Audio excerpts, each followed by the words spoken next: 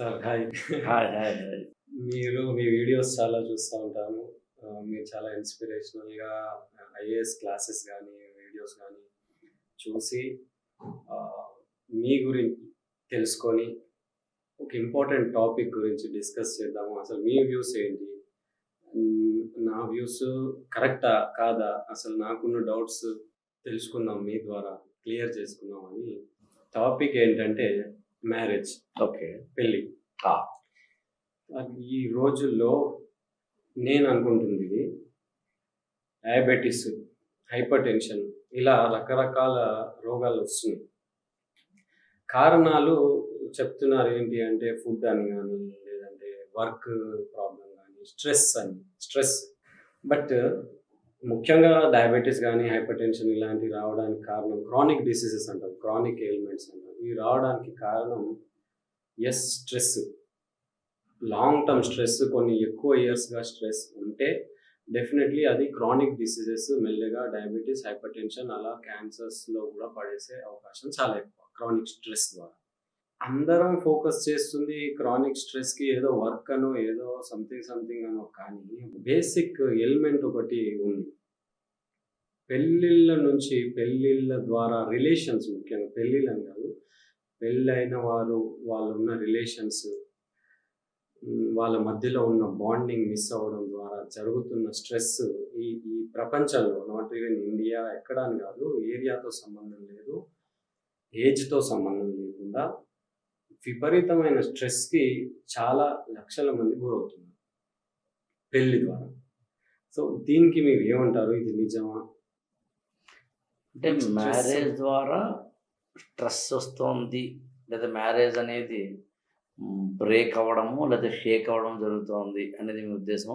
అంటే మ్యారేజ్‌లో ఉన్న రిలేషన్, వాళ్ళ పర్ఫెక్ట్ రిలేషన్ లేకపోవడము, బాండింగ్ లేకపోవడము, ఆ గొడవల వల్ల, వేరే వాళ్ళ ఇన్‌ఫ్లూయెన్స్ వల్ల ఒక కపుల్ గానీ, ఆ కపుల్ చుట్టూ ఉన్న రిలేషన్స్ గానీ పడుతున్న స్ట్రెస్, ఈ స్ట్రెస్ వల్ల రోగాలు వస్తున్నాయి అని నాకు అనిపిస్తుంది. మీరు యాక్చువల్‌గా మీరు ఆడియన్స్ కూడా తెలియాలి కాబట్టి మీరు డాక్టర్ కాబట్టి, అందులోనూ నాట్ ఓన్లీ జస్ట్ ఎంబీబీఎస్ అలా కాకుండా మీరు పీజీ, ఎంఎస్ చేసిన డాక్టర్ కాబట్టి ఖచ్చితంగా మీరు ఐడెంటిఫై చేసింది ఒక క్రానిక్ డిసీజ్ అనండి, what ever name it, life disorder ద్వారా వచ్చేవి ఏవైతే ఉంటాయో ఆ లింక్ని మీరు చెప్పి, మీరు ఐడెంటిఫై చేసి, మీరు రికగ్నైజ్ చేస్తే మాత్రం right in the sense that ఆ link between physiological and psychological, psychosomatic అంటాం కదా, అది రైట్. అది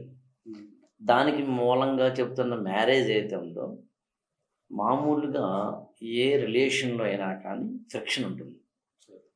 ఏ ఇద్దరు వ్యక్తుల మధ్యన ఫ్రిక్షన్ లేకుండా, ఏదో చిన్న డిస్టర్బెన్స్ లేకుండా, చిన్న డిఫరెన్సెస్ ఆఫ్ ఒపీనియన్ లేకుండా, చిన్న మనస్పర్ధ లేకుండా, చిన్న కమ్యూనికేషన్ గ్యాప్ లేకుండా, మొత్తం మన ఎంటైర్ లైఫ్లో ఎనీ రిలేషన్ని మనం కాపాడుకోలేం, అట్లీస్ట్ మెయింటైన్ చేయలేం. అది ఏదైనా కావచ్చు. మనం వర్క్ చేస్తుంటే మన కొలీగ్తో కావచ్చు, లేదా మన యొక్క ఆఫీసర్ తోటి కావచ్చు, సబార్డినేట్తో కావచ్చు, మనకి ఎక్కడో ఒక చోట కమ్యూనికేషన్ గ్యాప్, ఫ్రిక్షన్, స్ట్రెస్ ఉండి తీరుతుంది. అలాగే ఈవెన్ మనం చదువుకునేటప్పుడైతే కనుక టీచర్కి మనకి ఫ్రిక్షన్ ఉండొచ్చు. క్యాబ్ ఎక్కితే కూడా 1 అవర్ జర్నీయే, లేదా అమీర్పేట నుంచి దిల్షుగా వెళ్తున్నాడు అనుకుందాం. ఈ ప్రాసెస్లో కూడా రూట్ తెలిసిన వాడు కనుక లోపల కూర్చుని ఉంటే కనుక, అరే ఇలా తీసుకెళ్తున్నాడేంటి, ఇలా కదా తీసుకెళ్ళాలి, ఇలా వెళ్తే ఈజీ ఏమో కదా, అలా వెళ్తున్నాడేంటి క్యాబ్ డ్రైవరు అనుకోవడం ద్వారా అతన్ని అనడంలో కూడా ఖచ్చితంగా ఫ్రిక్షన్ ఉంటుంది. అందుకని ఫ్రిక్షన్ లెస్ రిలేషన్షిప్ ఉండదు. కాకపోతే అన్ని రిలేషన్స్ కన్నా అతి పెద్దది, ఇంటెన్సిటీ ఎక్కువగా ఉన్నది, గాఢమైనది, ప్రమాదమైనది, ప్రగాఢమైనది ఏంటి అంటే మ్యారేజ్. మ్యారేజ్ని అర్థం చేసుకోవడానికి ఉన్న అత్యంత కీలకమైన పాయింట్ ఏంటంటే, ఏ రిలేషన్ అయినా కానీ ఏదో ఒక యాంగిల్కి మాత్రమో, 2-3 యాంగిల్స్కి మాత్రము పరిమితమై ఉంటుంది. ఏదో ఎంప్లాయ్మెంట్లో ఉన్నా మనం అయితే మనీతోటి కూడిన రిలేషన్ ఎక్కువగా ఉంటుంది. వర్క్ సంబంధించిన రూల్స్, రెగ్యులేషన్స్ మీద ఆధారపడిన రిలేషన్ ఉంటుంది. పోనీ అలా కాదు, ఫ్రెండ్స్ అనుకుందాం, they are having little bit of bonding, friendship, దాంతో కూడిన రిలేషన్షిప్ మాత్రమే ఉంటుంది. పోనీ పేరెంట్కి చైల్డ్కి అనుకుంటే కనుక అక్కడ పేరెంట్ తోటి చైల్డ్, చైల్డ్ తోటి పేరెంట్ కొన్ని అంశాలలో మాత్రమే రిలేషన్ ఉంటుంది. ఎనీ రిలేషను ఏదో కొన్నిటికి మాత్రమే పరిమితం అవ్వగా అన్నింటినీ కలగలుపుకున్న ఏకైక రిలేషన్ మాత్రం మ్యారేజ్. అక్కడ ఫినాన్షియల్, ఎమోషనల్, ఎకనామికల్, అబ్బా అన్నీ ఇన్క్లూడింగ్ మన జీవితాల్లో కొన్నిట్లో ఓకే గో హెడ్, ఓకే వాడితో వ్యాపారం చేయి, వీడితో ఫ్రెండ్షిప్ చేయి, వాడితో ఓకే అవసరమైతే 10 రోజుల టూర్ వెళ్ళు, ఇన్ని మాట్లాడినా ఫిజికల్ రిలేషన్, శారీరక సంబంధం, సెక్సువల్ ఇంటర్కోర్స్లో పార్టిసిపేట్ చేయడం అనే దాన్ని మన సమాజము ఎవరితో పడితే వాళ్ళతో చేయడాన్ని యాక్సెప్ట్ చేయదు. కానీ ఒకరితో చేయడాన్ని మాత్రం యాక్సెప్ట్ చేస్తుంది. ఆ ఒకరే స్పౌజ్.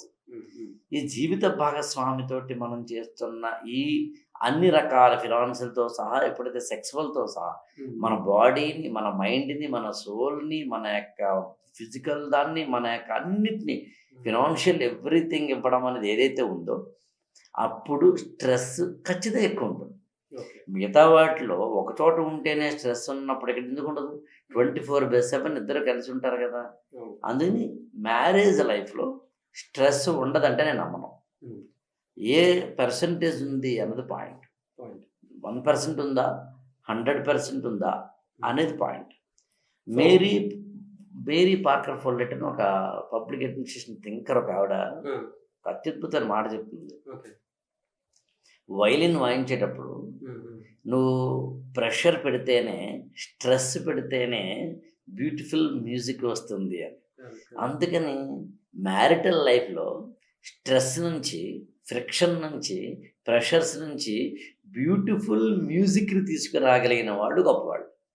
ఆ బ్యూటిఫుల్ మ్యూజిక్ కాకుండా అది కొంచెం సీన్ సితార అయిపోతే కనుక అప్పుడు ఇబ్బంది. ఓకే.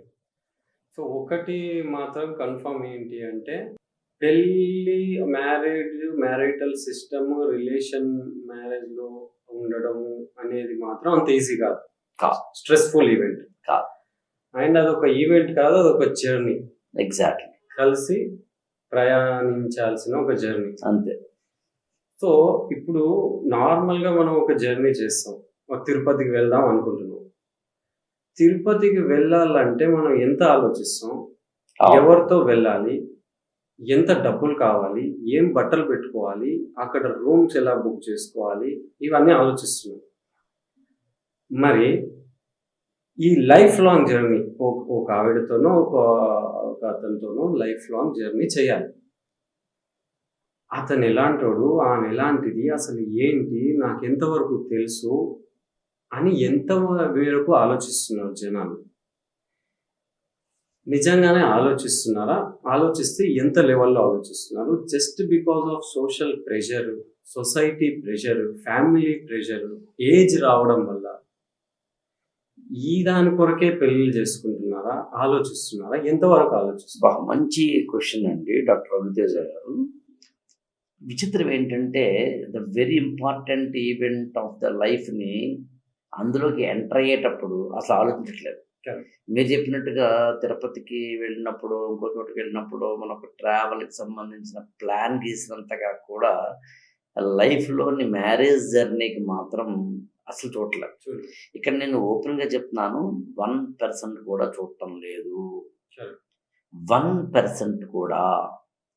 అంటే ఒకప్పుడు దాదాపు ఒక 1970s, 80s ఆ ప్రాంతాల్లో ఇద్దరి మధ్యన పెళ్ళిని కుదిర్చి పెళ్లిలోకి పంపించడం అనే దాన్ని పెద్దలు ఎక్కువ చూసుకునేవారు. ఎల్డర్స్ ఇంట్లో అటు పేరెంట్స్, ఇటు పేరెంట్స్, అటు ఉన్నవాళ్ళు, ఇటు ఉన్నవాళ్ళు ఈ అమ్మాయికి ఆ అబ్బాయికి సూట్ అవుతుందా లేదా అలాంటివి చెక్ చేసుకుని మ్యారిటల్ లైఫ్లోకి పంపించేసేవారు. అప్పుడు సమాజంలో అది యాక్సెప్టబుల్ నామ్గా ఉండేది. ఈవెన్ ఇండివిజువాలిటీ తక్కువ ఉన్న మనకి పరిస్థితులకు నేను అనే దానికన్నా మేము, మనము అనేదానికి ఎక్కువ ప్రాధాన్యం ఉండేది.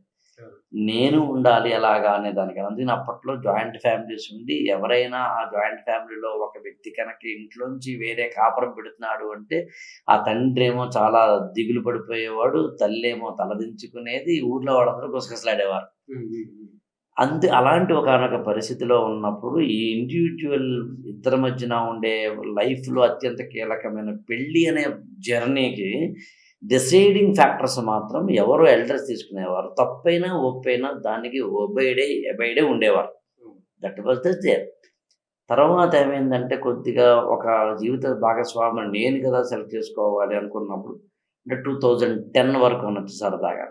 2005-10 ఆ ప్రాంతాల వరకు జీవిత భాగస్వామిని నేను చూసుకోవాలనుకునే క్రమంలో కొద్దిగా ముందు మాట్లాడుకోవడము, నీ ఇష్టాలేంటి నా ఇష్టాలేంటి మాట్లాడుకోవడం లాంటివి జరిగినాయి. అంటే 1990 నుంచి 2010 20 ఏళ్ళు అనుకుందాం. కానీ 2010 తర్వాత 15 తర్వాత మనకి ఎప్పుడైతే మార్కెట్ ఎకానమీ వచ్చేసిందో పెళ్ళి అనేది కూడా ఒక ఆర్భాటం అయిపోయిందో, మ్యారేజ్ అనే దాన్ని కేవలం ఒక సోషల్ ఎలిమెంట్గా చూడటం. అంటే ఇందాక మీరు చెప్పినట్టుగా ఆ అమ్మాయికి పెళ్ళి అవ్వాలంటే లేట్ అయిపోతుంటే ఊర్లో వాళ్ళు ఏమనుకుంటారో, పక్కింటి వాళ్ళు ఏమనుకుంటారా అనే కారణం సోషల్ ప్రెషర్ వల్ల చేసుకోవడం, లేదా పెళ్ళి ఒక ఆర్భాటమైన ఈవెంట్ లాగా. అంటే మామూలుగా మన ఇళ్లలో ఏదైనా ఒక ఫంక్షన్ జరిగినప్పుడు, బర్త్డే జరుపుకున్నప్పుడు ఎలాగైతే ఒక అమ్మాయి కానీ అబ్బాయి కానీ చాలా లావిష్గా ఖర్చు పెట్టేసి ఫ్రెండ్స్ అందరినీ పిలిచి మందు పార్టీ ఇచ్చేసి ఎరగదీసి చేస్తారు చూసారు, అలా చేయడం అనేది ఉండేది. అది పెళ్లిలో కూడా దాన్ని అప్లై చేయడం అనే ఒకనొక అన్అవేర్నెస్ అందామా, ఇగ్నోరెన్స్ అందామా, మూర్ఖత్వం అందామా, స్టూపిడిటీ అందామా, ఏ పదం వాడినా ఇవాళ యంగ్ కపుల్ మాత్రం అవి చూసుకోవడం లేదు. ఇవాళ కేవలం పెళ్ళి ఎక్కడ జరపాలి, పెళ్లి కార్డుని కూడా ఎంత వెరైటీగానో లేదా ఎంత లావిష్గానో ఎంత డబ్బులు ఎక్కువ పెట్టో చేయాలనుకుంటున్నారు తప్పించి కానీ పెళ్లి మండపానికి సంబంధించిన ఖర్చు, పెళ్లిలో తీసే కెమెరాలకు సంబంధించిన ఖర్చు, లేదా పెళ్లిలో వచ్చే వంటకాలకు సంబంధించిన ఖర్చు ఎక్కువగా చేయాలనుకుంటున్నారేమో తప్ప people are not at all, the younger generation is not at all bothered about what exactly నా యొక్క లైఫ్లోకి రాబోతున్న ఆ వ్యక్తి గురించి నేను ఏం తెలుసుకున్నాను, ఆ వ్యక్తికి నేనేం తెలిపాను అనేది మాత్రం అనుకోవడం లేదు. అందుకే ఇవాళ పెళ్ళైన వాళ్ళల్లో చాలామంది స్ట్రెస్ఫుల్గా ఉన్నారు, చాలామంది ప్రెషర్స్తో ఉన్నారు, చాలామంది డైవర్స్ వైపు వెళ్తున్నారు. సింపుల్. ఇప్పుడు ఇంకొకటి ఏంటి అంటే ఇంపార్టెంట్ థింగ్, అసలు పెళ్ళి అంత ఇంపార్టెంటా ఈ సమయంలో, ప్రస్తుతం ఉన్న సిచ్యువేషన్లో పెళ్ళి ఇంపార్టెంటా? ఎందుకు ఇంపార్టెంట్? అసలు ఎందుకు పెళ్ళి చేసుకోవాలి? పాతకాలంలో వాళ్ళు ఎందుకు చేసుకున్నారు, ఇప్పుడు ఎందుకు చేసుకోవాలి? యాక్చువల్గా పెళ్ళి అనేది హ్యూమన్ లైఫ్లో ఎందుకు ఉంది అనే దాన్ని ఇంతవరకు ఎవ్వరూ ఆన్సర్ అవ్వలేకపోయారు.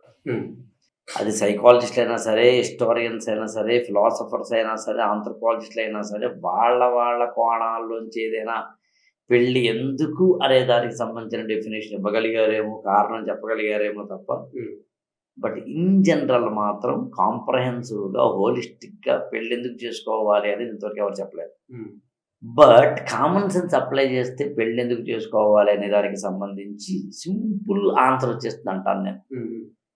ఎందుకు చేసుకోవాలి పెళ్ళి అంటే, హ్యూమన్ బీయింగ్ ఎమోషనల్లీ వీక్. భావోద్రేకాలతోటి ప్రేమను, అభిమానాన్ని, ఇంకా XYZ లాంటి వాటిని హ్యూమన్ బీయింగ్ కోరుకుంటాడు. మీకు ఆకలిస్తుంటే అన్నం తింటారు హోటల్కి వెళ్ళి, కానీ మానసికంగా బాధేస్తే అంటే మానసిక ఆకలి వేస్తే అప్పుడు ఎవరో ఒకరు మిమ్మల్ని ఓదార్చాలని కోరుకుంటారు. ఫ్రెండ్ కావచ్చు, అమ్మ కావచ్చు, అక్క కావచ్చు, whoever maybe, you are expecting something consolation. ఈ కన్సోల్ అనే దాన్ని ఎప్పుడైతే మీరు కోరుకుంటున్నారో, ఆర్ ఎప్రిషియేషన్. మీరు ఒక ఇల్లు కట్టుకుంటే ఎందుకు కట్టుకుంటారు అంటే పక్కింటోడు పొగడటం కోసం. సో ఈ ప్రాసెస్లో ఎమోషనల్గా మనందరము కూడా వీక్ కాబట్టి, ఎమోషనల్గా వీక్ అయిన ఒక వ్యక్తిని ఎమోషనల్గా కన్సోల్ చేసి స్ట్రాంగ్నెస్ తీసుకెళ్లేందుకో, కాంపెన్సేట్ చేసేందుకు ఒక వ్యక్తి కావాలి. ఆ వ్యక్తి కంటిన్యూస్గా నీతోటి అన్ని రకాల ఎమోషన్స్ని నీకు చేసేందుకు వీలైన ఒక వ్యక్తి అయితే బాగుంటుంది. ఆ అన్ని రకాలైన వాటిలో ఫిజికల్ ఎమోషన్స్ కూడా వచ్చినాయి, సెక్స్. సో అందుకని ఒక వ్యక్తి ఫిజికల్లీ, మెంటల్లీ, సైకలాజికల్లీ, ఇంకా అదర్ థింగ్స్ ఏవైతే ఉంటాయో వాటన్నిటిని స్ట్రాంగ్ చేసుకునేందుకు, తనకు అవసరమైనప్పుడు చేదోడు వాదోడుగా ఉండేందుకు పెళ్ళి. సో పెళ్ళి అనేది ఒక్క మాటలో చెప్పాలంటే ఎమోషనల్ బ్రేక్ డౌన్ కాకుండా ఒక వ్యక్తిని కాపాడడానికి, ఎమోషనల్లీ అతన్ని ఎప్పుడైనా అవసరమైతే కనుక స్ట్రాంగ్నెస్ వైపు తీసుకెళ్ళడానికి ఉపయోగపడేది. ఆ ఎమోషనల్ పర్పస్ని కనుక మ్యారేజ్ చేయకపోతే అప్పుడు పెళ్ళి అక్కర్లేదని తాత్పర్యం. అంటే మొగుడు బాధతోటి ఇంటికి వచ్చో, వర్క్ ప్రెషర్ తోటి ఇంటికి వచ్చో, ఏదో తెలియని ఒక వ్యాక్యూమ్నెస్ తోటి ఇంటికి వచ్చినప్పుడు పెళ్ళం ఇన్స్టాలో రీల్స్ను, యూట్యూబ్లో షార్ట్స్ చూసుకుంటూ ఉంటే కనుక అది గొప్ప భార్యాభర్తల బంధం అవదు. He needs something companion there. అక్కడ ఆమె నిలబడాల్సిందే. నిలబడకుండా ఉంటే, అక్కడ నిలబడడానికి ఒకళ్ళు ఎవరు వచ్చే అవకాశం ఉంటే దాన్నే మనం ఇవాళ ఎక్స్ట్రా మ్యారిటల్ రిలేషన్షిప్ అంటాం. సో అందుకని మ్యారేజ్కి ఉన్న primary purpose common sense apply చేస్తే అర్థమయ్యేది ఎమోషనల్గా ఒక భర్తీ చేసేది. ఇక 2 ఎందుకు అంటే హ్యూమన్ బీయింగ్ ఎప్పుడూ కూడా తనకే తెలియకుండా ఒక చిన్న సెక్యూరిటీ కోరుకుంటాడు. అందుకని ఆ సెక్యూరిటీ కోరుకుంటాడు కాబట్టే మనం జాబ్ చేయాలనుకుంటాం. ఆ సెక్యూరిటీ కోరుకుంటాం కాబట్టే మనం బ్యాంక్ బ్యాలెన్స్ కోరుకుంటాం. ఆ సెక్యూరిటీ ఉండాలని కోరుకుంటాం కాబట్టే మనం ఇన్సూరెన్స్కో దేనికో సేవింగ్కో చేస్తూ ఉంటాం. So at the end of the day మనం మొత్తం సెక్యూరిటీ కోరుకునే క్రమంలో ఈ సెక్యూరిటీతో పాటు ఒక చిన్న గ్రూప్ మెంటాలిటీ మనకు ఉంటుంది. మనం ఒక్కడమే కాదు, మనతో పాటు 2 ఉన్నారు 3 ఉన్నారు అనుకునే గ్రూప్ మెంటాలిటీ. మీరు కావాలంటే గమనించండి, సింగిల్గా మీరు బస్సు ఎక్కి వెళ్ళండి, ఎవ్వరు లేనుకుందో డ్రైవర్ మీరు మాత్రం ఉంటే యూ విల్ సంథింగ్ తెలియని ఒకనొక అనీజినెస్లోకి వెళ్తారు. ఆ 4 ఉండాలి. అలాంటి ఒకనొక గ్రూపు బృందంగా ఉండాలనే మీ యొక్క సైకలాజికల్ ఈక్వేషన్ ఉండాలనే కోరిక, అది తెలియకుండా మనం ఏం చేస్తుందంటే భార్య లేదా భర్త, పిల్లలు, అమ్మ, నాన్న అనే ఒకనొక గ్రూప్ని క్రియేట్ చేస్తుంది. అంటే ఫ్యామిలీ, దాని మీరు చెప్పినట్టుగా అందుని ఫ్యామిలీ, మ్యారేజ్, కిన్షిప్ అనే 3 పదాలని చాలా ప్రత్యేకంగా చెప్తారు ఆంథ్రోపాలజిస్టులు.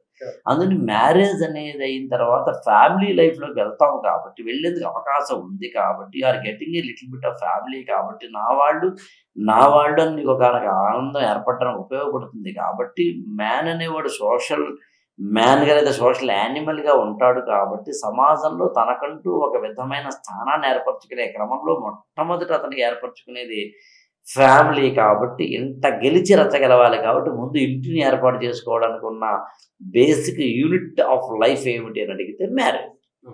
అందుకని మొదటిదేమో ఎమోషన్ అయితే, రెండవదేమో గ్రూప్ అయితే కనుక, మూడవది వెరీ వెరీ ఇంపార్టెంట్ పాయింట్ ఏంటంటే హ్యూమన్ బీయింగ్ అనేవాడు జంతువుల్లా బతకలేడు.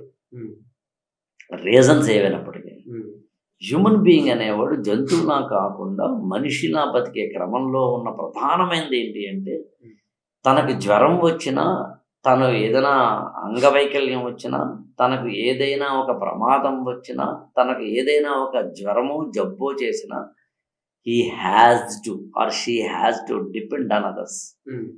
అందుకని మనం ఎవరైనా హాస్పిటల్లో ఉంటే, మీరు డాక్టర్ కాబట్టి మీకు బాగా తెలిసిన, హాస్పిటల్లో ఉంటే రోగికి మీరు ఐసీయూలోకి తీసుకెళ్ళి, ఆపరేషన్లోకి తీసుకెళ్ళి, థియేటర్లోకి తీసుకెళ్ళి అంతా చేసిన తర్వాత ఒక జూనియర్ డాక్టర్ చూసుకుంటారు, అటెండెంట్స్ చూసుకుంటారు, కాంపౌండర్ చూసుకుంటారు, నర్సు చూసుకుంటారు. ఇంతమంది చూసుకుంటున్నా ఈ పేషెంట్ ఆ ఐసీయూ విండోలో చూస్తూ ఉంటాడు, తన వాళ్ళు వచ్చారా, తన బావమరుదో, అక్కో, బావో, అన్నయ్యో, అమ్మో, పెళ్ళామో, పిల్లలు వచ్చినప్పుడు ఈ ఫీల్స్ ప్లాసిబో ఎఫెక్ట్. సో అందుకని నేనైతే ఏమంటానంటే, మానవుడు అనేవాడు ఈ గ్రూప్ మెంటాలిటీతో పాటు ఇలాంటి ప్రమాదాలు లాంటివి ఏర్పడినప్పుడు తనను కాపాడే ఒకనొక వ్యక్తి ఉండాలని కోరుకుంటాడు. కాబట్టి ఆ ఉండాలని కోరుకునే క్రమంలో 60లో ఏదో మనసున మనసై బతుకున బతుకై తోడొకరుండిన అదే భాగ్యము అదే స్వర్గము అన్నట్టుగా ఓకే నాకు తోడు ఉంటుంది అనేది సబ్కాన్షియస్ మైండ్లో ఉంటుంది. అందుకని ఎమోషనల్గాను లేదా ఇందాక మనం చెప్పుకున్నట్టుగా గ్రూప్ మెంటాలిటీ కోసము లేదా ఇందాక ఇప్పుడే మనం చెప్పుకున్నట్టుగా మనకి సెక్యూరిటీ కోసము లేదా మనల్ని కాపాడుతారనే నమ్మకం కోసము ఉండే 3 ప్రధానమైన అవసరాల కోసం మనం పెళ్ళిళ్ళు చేసుకుంటాం. వీటిలో మీరు గమనిస్తే క్లోజ్గా మన ఫిజికల్ నీడ్స్ని గ్రాటిఫికేషన్ కూడా ఇద్దరు కవర్ అయింది. ఫస్ట్ దాంట్లో ఫిజికల్ నీడ్స్ కూడా ఉంటాయి కాబట్టి ఆ ఫిజికల్ నీడ్స్ని గ్రాటిఫై చేయడానికి కూడా ఇక్కడ మనం చేస్తాం. అది మొదటి దాంట్లోనే కవర్ చేశాం. అంటే మనిషి అనేవాడు ఎందుకు పెళ్లి చేసుకుంటాడంటే ఈ 3 కారణాల వల్ల చేసుకుంటాడు.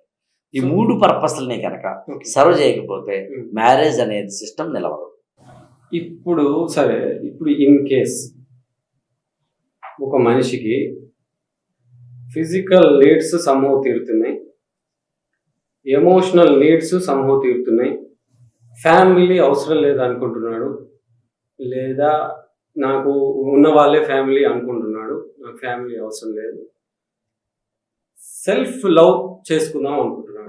నాకెవరో అవసరం లేదు, నేను ఎవరిపైన డిపెండ్ అవ్వాలి, నా ఎమోషనల్ స్టెబిలిటీ అవ్వడం కోసం వేరే వాళ్ళు ఉంటేనే నేను ఎమోషనల్గా హ్యాపీగా ఉండగలుగుతాను అని అనుకోకుండా నేను ఎవరు ఉన్నా ఎవరు లేకపోయినా హ్యాపీగా ఉండగలను, ఎమోషనల్లీ ఫ్రీగా ఉండగలను, ఫిజికల్ నీడ్స్ సమ్హౌ ఆయనకు తీరుతున్నాయి, ఇంకా వేరే ఎవరు అవసరం లేదు అనుకుంటున్నాను.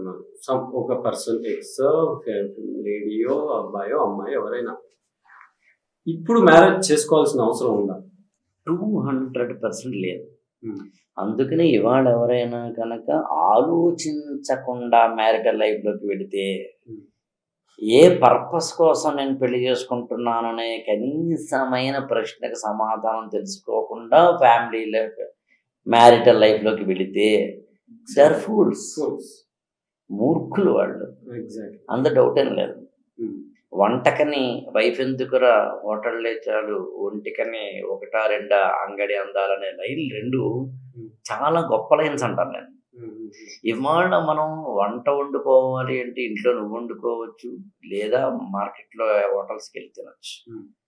సరే, ఒంటికని అనే పదాన్ని నేను ప్రత్యేకంగా చెప్పను, కానీ what I want to convey end point ఒక వ్యక్తి తన యొక్క మ్యారిటల్ లైఫ్ ఫ్యామిలీ లైఫ్ ద్వారా పర్పసెస్ ఏవైతే తీరాలో అది అన్నం కావచ్చు, దేహానికి అన్నం కావచ్చు, అవి తీరినప్పుడు మాత్రం ఖచ్చితంగా మ్యారేజ్ అనే సిస్టమ్ ఉండాల్సిన అవసరం లేదు. అందులోనూ మీ ఏజ్ ఎంత నాకు తెలియదు, కానీ ఇప్పుడు నేనున్నాను 50 ఏళ్ళు. నాకన్నా ముందు జనరేషన్ మా నాన్నగారు లాంటి వాళ్ళ దాంట్లో వ్యవస్థలు అంటే సిస్టమ్స్ మనిషిని కంట్రోల్ చేశాయి. మనిషిని ఎప్పుడైతే సిస్టమ్ కంట్రోల్ చేసిందో, అఫ్కోర్స్ తప్పు ఇప్పుడు మనం చెప్పడం లేదు, అలా కంట్రోల్ చేసిన క్రమంలో ఏం చేశాడంటే మనిషి చాలా జాగ్రత్తగా ఉండేవాడు. పోలీసు వ్యవస్థ అంటే భయపడ్డాడు, ఉపాధ్యాయులు అంటే భయపడ్డాడు, అమ్మా నాన్న అంటే భయపడ్డాడు. భయంలోంచి బాధ్యత వస్తుంది. భయం తప్పేం కాదు. మీ వైఫ్ అంటే మీకు భయం ఉన్నప్పుడు ఈవినింగ్ 6 o'clock ఇంటికి వెళ్తారు. ఈవినింగ్ 6 o'clock ఇంటికి వెళ్ళడం అనేది బాధ్యతల అకౌంట్లో పడుతుంది. బాధ్యత అనే అకౌంట్ మీరు క్రియేట్ చేసుకోవడానికి కారణం మాత్రం భయం అనే అకౌంట్. సో భయం ఉంటే తప్పే ఉంది. భార్య అంటే గౌరవం, భయమో, ప్రేమో ఏదో ఉండాలి కదా. సో ఫియర్ కాంప్లెక్స్ అనేది అన్నిటికన్నా గొప్పది.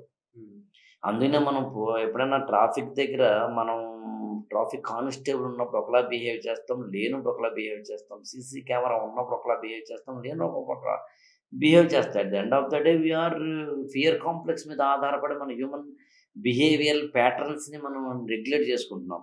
మరి ఇలా రెగ్యులేట్ చేసుకునే క్రమంలో మనం పెళ్ళి అనే దానికి సంబంధించి ఇన్ని రకాల అవసరాలను తీర్చడానికి బయటవన్నీ వచ్చేస్తున్నప్పుడు ఆటోమేటిక్గా మనకి ఇందాక నేను చెప్పినట్టుగా వ్యవస్థలను రెగ్యులేట్ చేయడం తగ్గిపోయింది.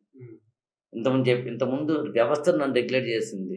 నాకు ముందు పెళ్ళం అంటే భయమో ఏదో ఒకటి, లేదా భర్త అంటే భయమో ఏదో ఒకటి, అమ్మా నాన్న అంటే భయమో ఏదో ఒకటి, కోర్టులు అంటే భయమో ఏదో ఒకటి, పోలీసులు అంటే భయమో ఏదో ఒకటి, పెద్దవాళ్ళని అంటారేమో అన్న భయం ఏదో ఒకటి, సమాజం మీద అంటుందేమో అన్న భయం ఒకటి. వాటన్నిటి కోసం కంట్రోల్డ్గా ఉండేవాళ్ళం. కానీ ఇప్పుడు అలా లేదుగా. నా ఇష్టం నా లైఫ్. నా ఇష్టం నా లైఫ్ అనుకోవడానికి గల ప్రధానమైన కారణాలు నాకు తెలిసి 2. ఒకటి ఎకనామిక్ రిఫార్మ్స్. అంటే ఆర్థిక పరంగా ఒక వ్యక్తి ఎలాగైనా బతికేందుకు కావాల్సిన అవకాశాలు మార్కెట్‌లో దొరకడం. 2 technology. That to social media and other things. అంటే ఎప్పుడైతే మనకి ఈజీ ఆఫ్ ద లైఫ్ అయిపోయిందో, మనకి Swiggy, Zomato, Flipkart, Amazon, shopping complexes పెరిగిపోవడాలు, మన లైఫ్‌లోకి సోషల్ మీడియా రావడాలు. ఇదివరకు మా భర్త కనుక ఏదైనా బాధ కలిగితే భార్య చెప్పుకునేవాడు. ఇప్పుడు ఫేస్‌బుక్ చెప్తున్నాడు. ఇదివరకు ఏదైనా ఒకటి ఒక ఎలిమెంట్ ఏదైనా డిస్కస్ చేయాలంటే భార్య లేదా భర్త డిస్కస్ చేసేవాడు. ఇవాళ ఆర్టిఫిషియల్ ఇంటెలిజెన్స్ ద్వారా ఎవరితో డిస్కస్ చేయాల్సిన అవసరం లేకుండా నీకు కావాల్సిన సొల్యూషన్ దొరికేస్తాయి.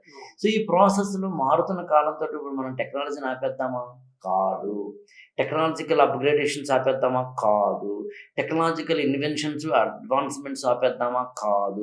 మరి ఏమిటి అంటే ఈ ప్రాసెస్లో మ్యారేజ్ అనే ఒక ఇన్స్టిట్యూషన్ తన యొక్క రిలవెన్స్ని కోల్పోతాం. రిలవెన్స్ని కోల్పోతున్న దాంట్లోకి నువ్వు వెళుతున్నప్పుడు జాగ్రత్తగా వెళ్ళాలి, ముందు చూపుతో వెళ్ళాలి. అలా వెళ్ళకపోతే ఇవాళ చాలామంది ఇబ్బంది పడతారు. ఇప్పుడు మీరు నేను ఎందుకు మాట్లాడుకోలేదు?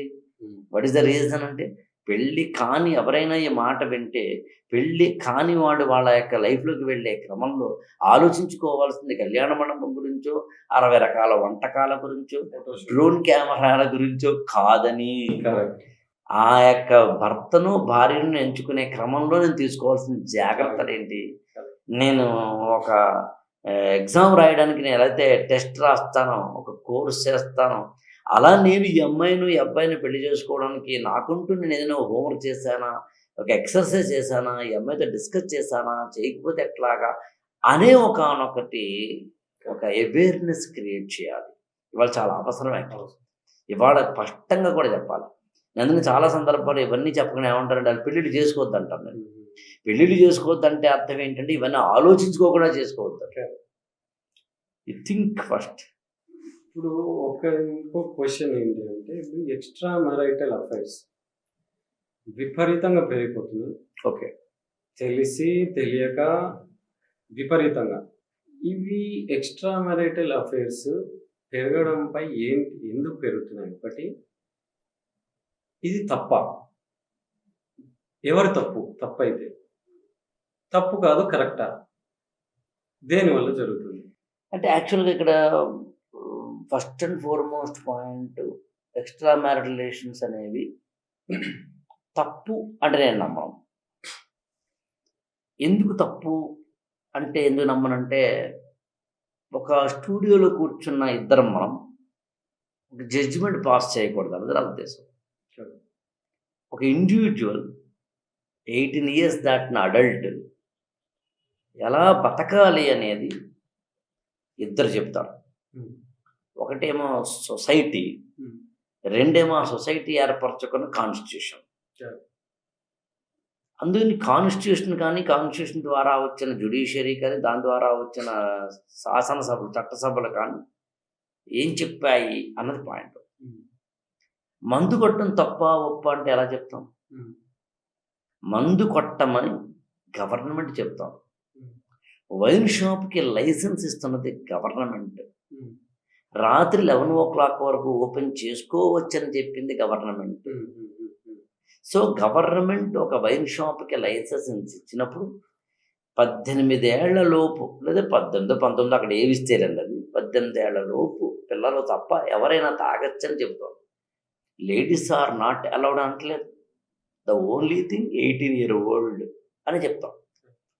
కాబట్టి సమాజంలో సొసైటీ అండ్ సొసైటీ నిర్మించుకున్న రాజ్యాంగానికి ఎప్పుడైతే క్లాష్ వచ్చిందో, నా సొసైటీ ఏమో ఎక్స్ట్రా మ్యారిటల్ రిలేషన్స్ తప్పని చెప్తోంది, ఇవాళ నా రాజ్యాంగం నుంచి ఏర్పడిన సుప్రీంకోర్టు ఏమో రైట్ అని చెప్తాం.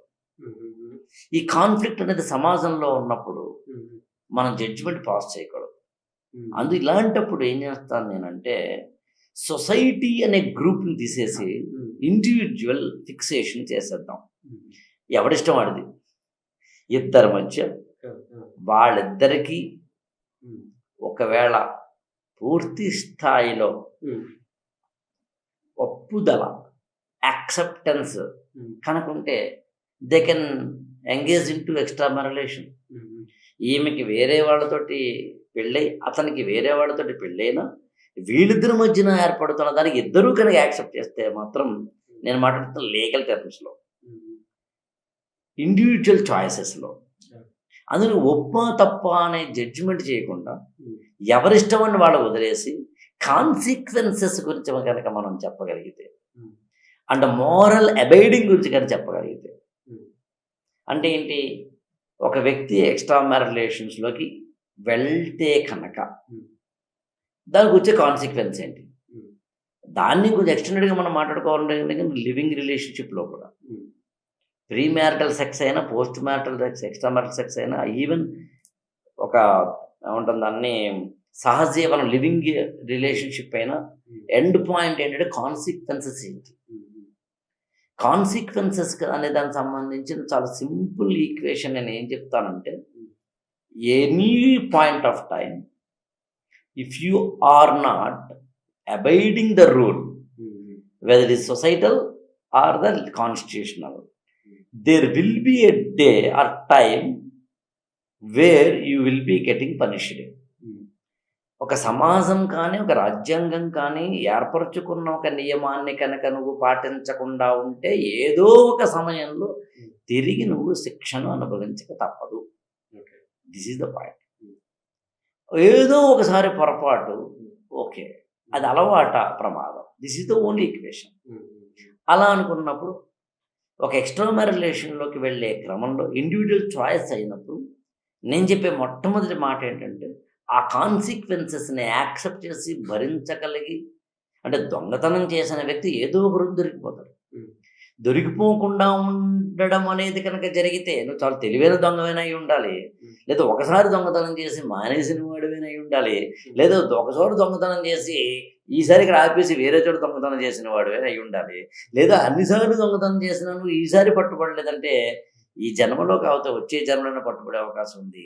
ఈ జన్మలోనే అనుకుంటే కనుక వృద్ధాప్యంలోనైనా కానీ తప్పదు, అంటే ఎక్కడో ఒక చోట.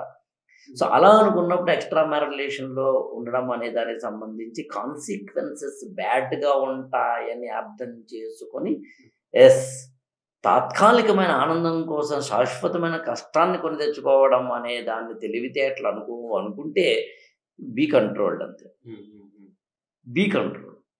నేను ఇంత ఎందుకు చెప్పానో, అసలు ఎక్స్ట్రా మ్యారిటల్ రిలేషన్స్ ఎందుకు ఏర్పడుతున్నాయని కూడా మీరు అడిగారు కదా, ముందు అది చెప్పకుండా ఎందుకు చెప్పాను నేను.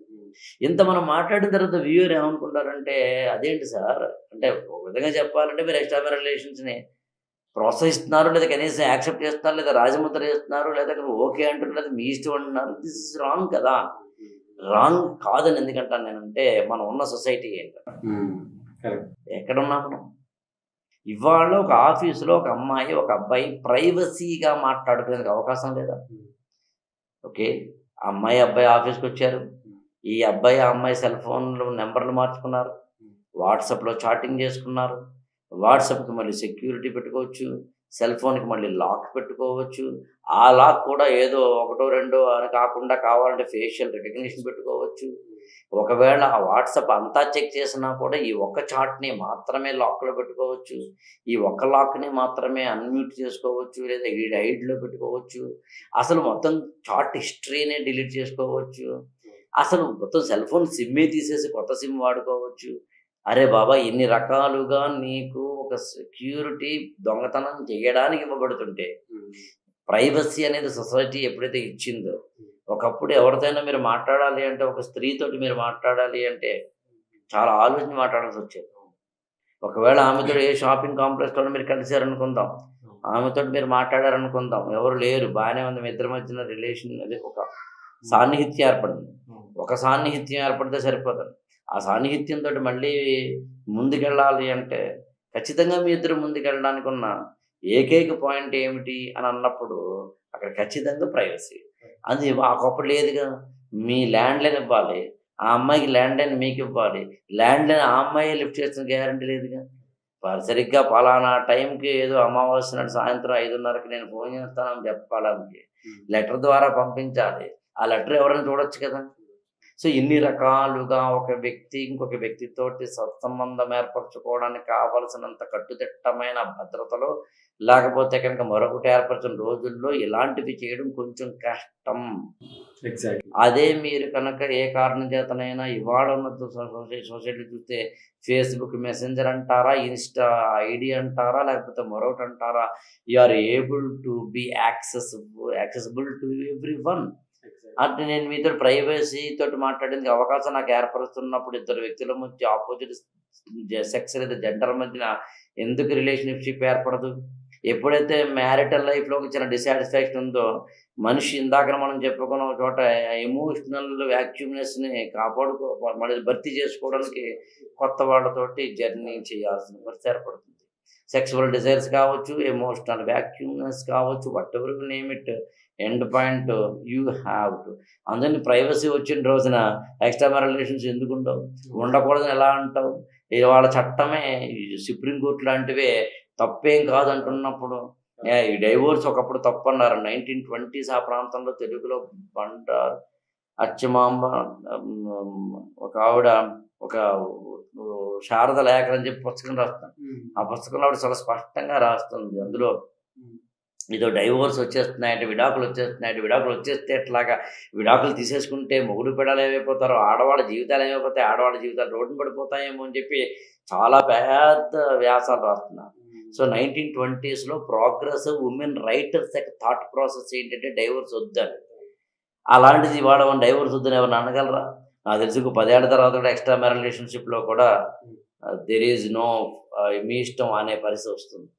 అందులో డౌట్ ఎక్కడ? నేను as a doctor psychology wise చూస్తే 2 ఇంపార్టెంట్ థింగ్స్ ఏంటి అంటే, మనం ఏదైతే డెవలప్మెంట్, మన బ్రెయిన్ డెవలప్మెంట్ మనం వేరే యానిమల్స్తో పోలిస్తే ఉన్నతంగా ఉండాలి అనే ప్లాన్ చేసుకున్నామో, అవే మనకు తిప్పి కొడుతున్నాయి అని అంటాం. 2 విషయాలు. ఒకటి ఫుడ్, ఆహారం. 2 మ్యారేజ్ సిస్టమ్. ఎందుకు అంటే ఫుడ్ ఒకప్పుడు అంటే పాతకాలం అంటే లైక్ ఏజ్ 8 men వాళ్ళని తీసుకుంటే, nature of human brain, primitive brain అంటాం కదా, పాత బ్రెయిన్ ఒకటి. ఎంత కొత్త బ్రెయిన్ డెవలప్ అయినా, మనిషి ఎంత ముందుకు వెళ్ళినా ప్రిమిటివ్ బ్రెయిన్ అనేది ఫిక్స్డ్గా ఉంటుంది. ఈ ప్రిమిటివ్ బ్రెయిన్ నేచర్ ఏంటి అంటే హ్యూమన్ది, ఒకటి ఆహారం కోసం సర్చ్ చేయడం ఎప్పటికప్పుడు. 2వది ఒక ప్లేస్ నుంచి వేరే ప్లేస్కి వెళ్ళాలి అనుకోవడం, ఇమిగ్రేషన్.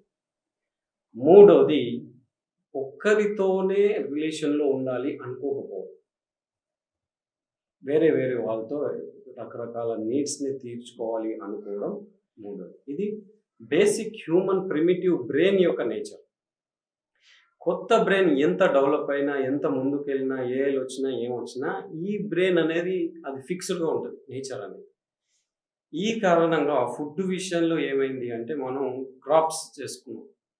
అది మనం తెలివిగా ఇలా ఊరికే ఇటు నుంచి అక్కడికి వేరే దగ్గరికి వెళ్ళి ఫుడ్ని ఏరుకోవడం ఎందుకు, ఒక దగ్గర మనం ఫీల్డ్స్ చేసుకుందామని స్టార్ట్ అయింది.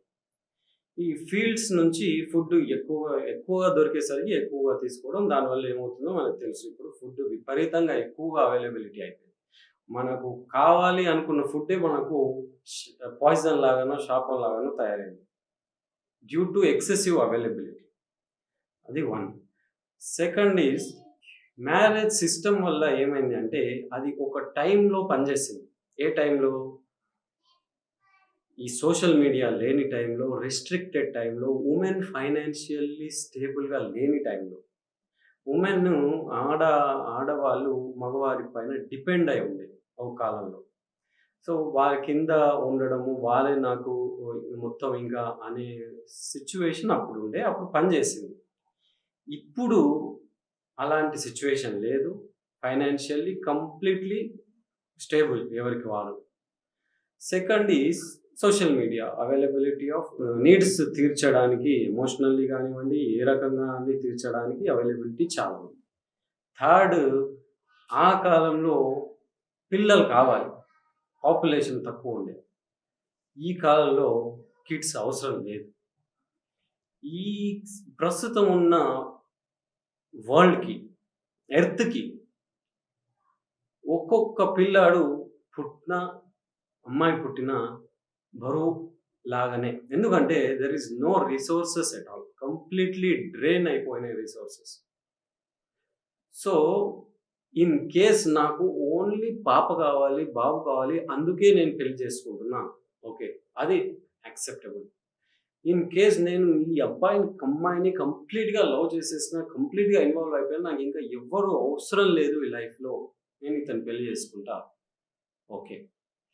ఇలా కాకుండా ఏమాత్రం ఒక ఫోకస్డ్ లేకుండా పెళ్లి చేసుకుంటే ప్రిమిటివ్ బ్రెయిన్, హ్యూమన్ నేచర్ అనేది ఏదో రకంగా ఇన్‌స్టింక్ట్స్ వైపు తీసుకెళ్తది.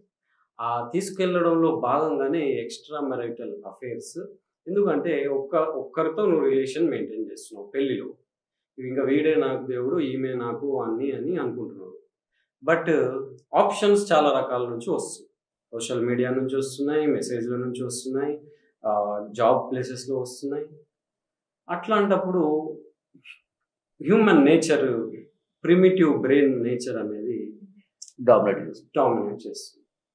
సో, ఇది సైకాలజికల్లీ ఆర్ బ్రెయిన్ సైడ్ నుంచి చూస్తే ఈ ఎక్స్ట్రా మ్యారిటల్ అఫైర్స్ ఇప్పుడు వాడు ఎవరో అమ్మాయితో ఇంకొక తెలియకుండా ఏదో చేసిందంట, ఈ అమ్మాయి వేరే వాడితో సినిమాలు వస్తున్నాయి. ఇప్పుడు బేబీ అనే ఒక మూవీ వచ్చింది, ఇంకా ఏ రకరకాల మూవీలు వస్తున్నాయి. వాడిని మోసం చేసిందంట, అట్లా చేస్తుందంట, తిట్టడం.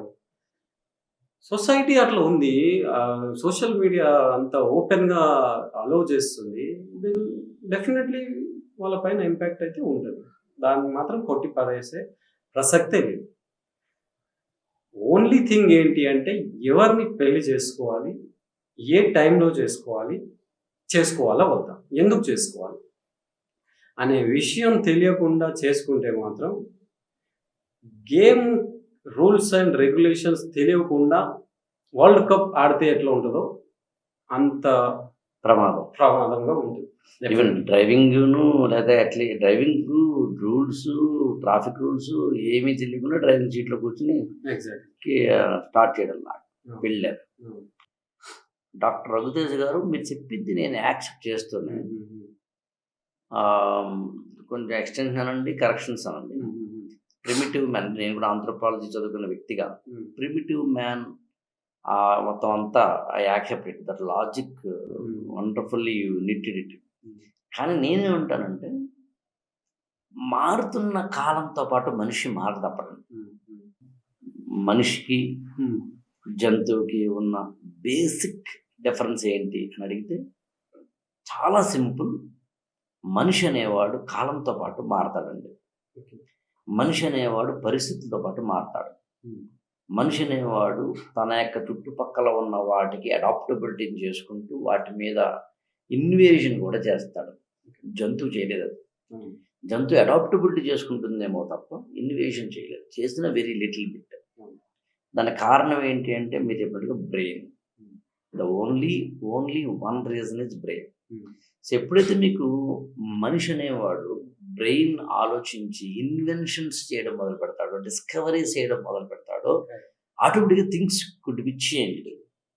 15 ఏళ్ల కిందట మనకి ఇంత సోషల్ మీడియా లేదు, అసలు సోషల్ మీడియా లేదు. 20 ఏళ్ల కిందటో 25 ఏళ్ల కిందటో .com బూమ్ అంటూ వెబ్సైట్ల డిజైనింగ్ అంటూ వస్తే చాలా ఆసక్తికరంగా చూశారు. ఒక 100 ఏళ్ల కిందట ఒక టెలిఫోన్ కనుక్కుంటే గ్రాహం బెల్లో మరొకరు చాలా ఆసక్తికరంగా ఆశ్చర్యపోయి చూశారు.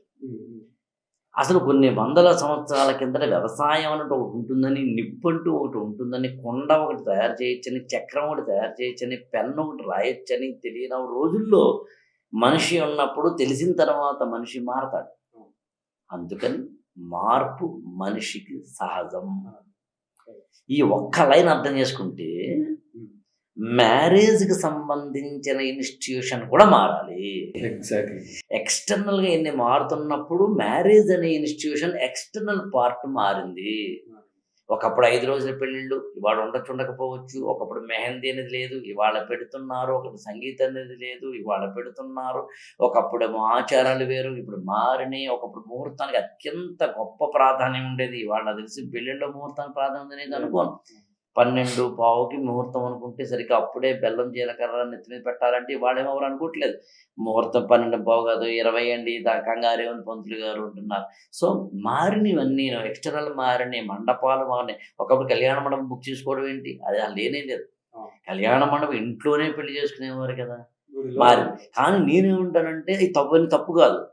డ్రోన్ కెమెరాలు పెట్టుకోవద్దు, లేకపోతే కనుక కళ్యాణ మండపం బుక్ చేసుకోవద్దు, 70 వంటకాలు ఇవ్వద్దు, లావిష్గా ఖర్చు పెట్టద్దు, మెహందీ పెట్టుకోవద్దు, బారాత్ పెట్టుకోవద్దు, లేకపోతే కనుక పెద్ద పెట్టుకోవద్దు అని ఎప్పుడు అన్నాం.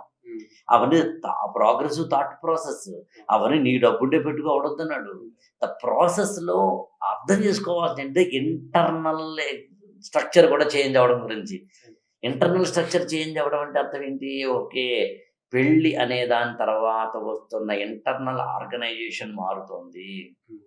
ఒకప్పుడు ఆడపిల్ల అబ్బాయి ఇంటికి వచ్చినప్పుడు ఆమె అణకువగా ఉండాలనేది సోషల్ నామ్. ఇవాళ అణకువగా ఉండాలని ఎవ్వరు అనరు. ఆమె అంటలేదు, ఆమె పేరెంట్స్ కూడా అంటలేదు. అణకువగా ఉండాల్సిన అవసరం లేదని ఆ అమ్మాయి పేరెంట్స్ అనుకుంటున్నప్పుడు అబ్బాయి పేరెంట్స్ కూడా దాన్ని ఎక్స్పెక్ట్ చేయకూడదు. వాళ్ళు మారి వీళ్ళు మారకపోతేనే ఇబ్బంది. అందుకని బండికి 2 ఎద్దులుంటే ఓ ఎద్దేమో ప్రోగ్రెసివ్, ఇంకో రెగ్రెసివ్ ఉంటే కుదరదు. అందుకని 2 సమానంగా మారాలి. మారుతున్న కాలంలో ఇవాళ హ్యూమన్ బీయింగ్లో ప్రధానంగా మగవాళ్ళు మారాలి, మగవాళ్ళ థాట్ ప్రాసెస్ మారాలి.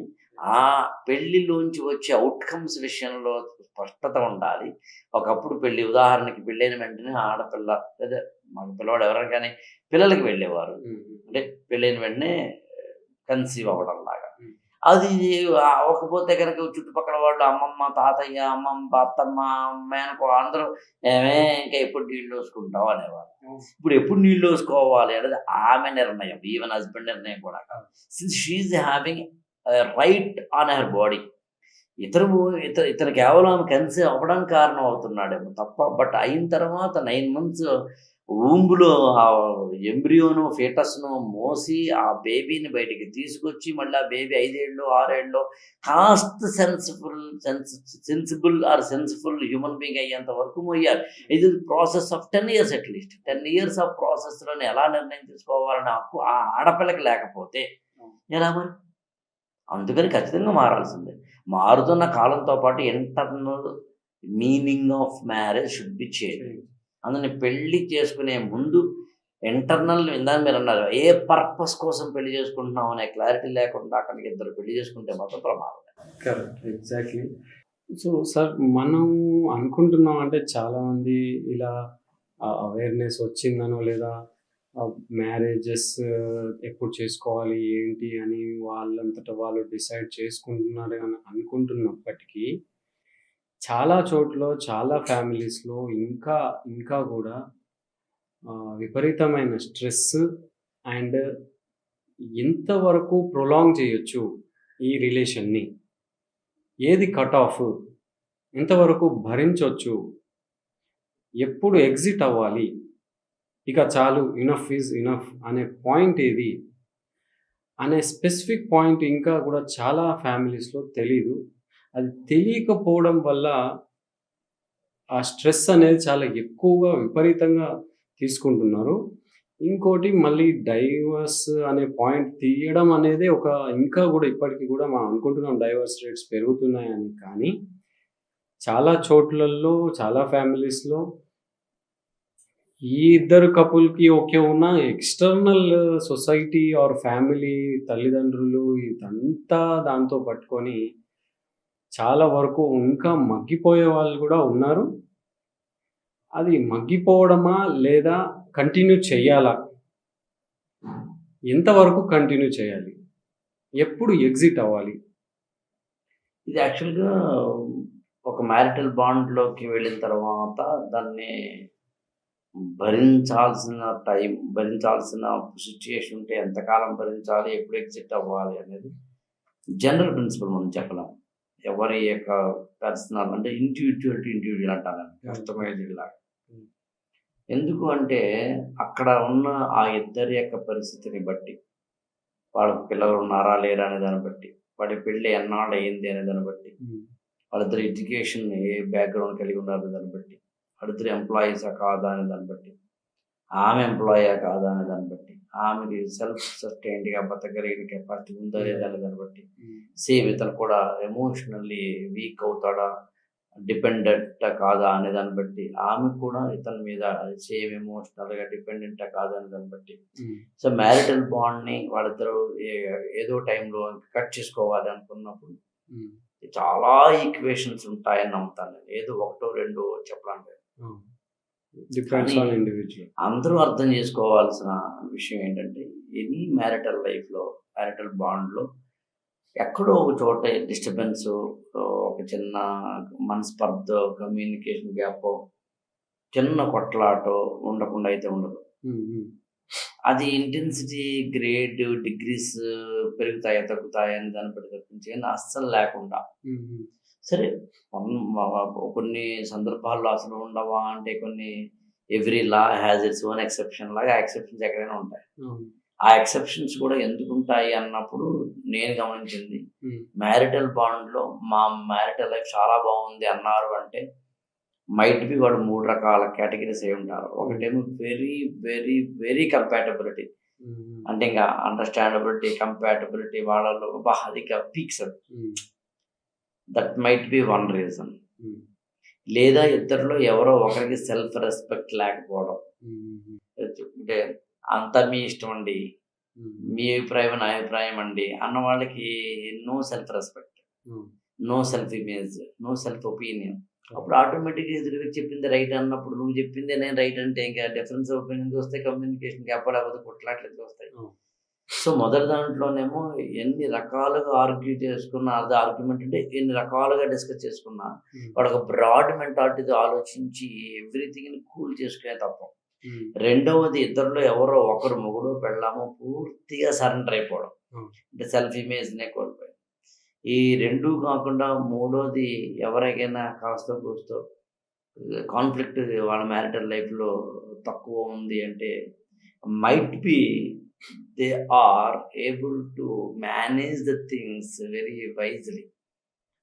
ఆ వైజ్నెస్ అనేది ఓకే, ఇక్కడ నేను తగ్గితే బెటర్ ఏమో అని ఆయన అనుకోవడం ద్వారా, ఇక్కడ నేను చెప్పాల్సిందే అవసరమైతే గట్టిగా అయినా సరే బంధం మాత్రం ఎక్కడ ఇబ్బంది పడదు, ఫ్రగైల్ అవ్వదు. ఇలాంటి ఒక విధమైన ఇద్దరి మధ్యన కంపానియన్ అంటే తప్ప.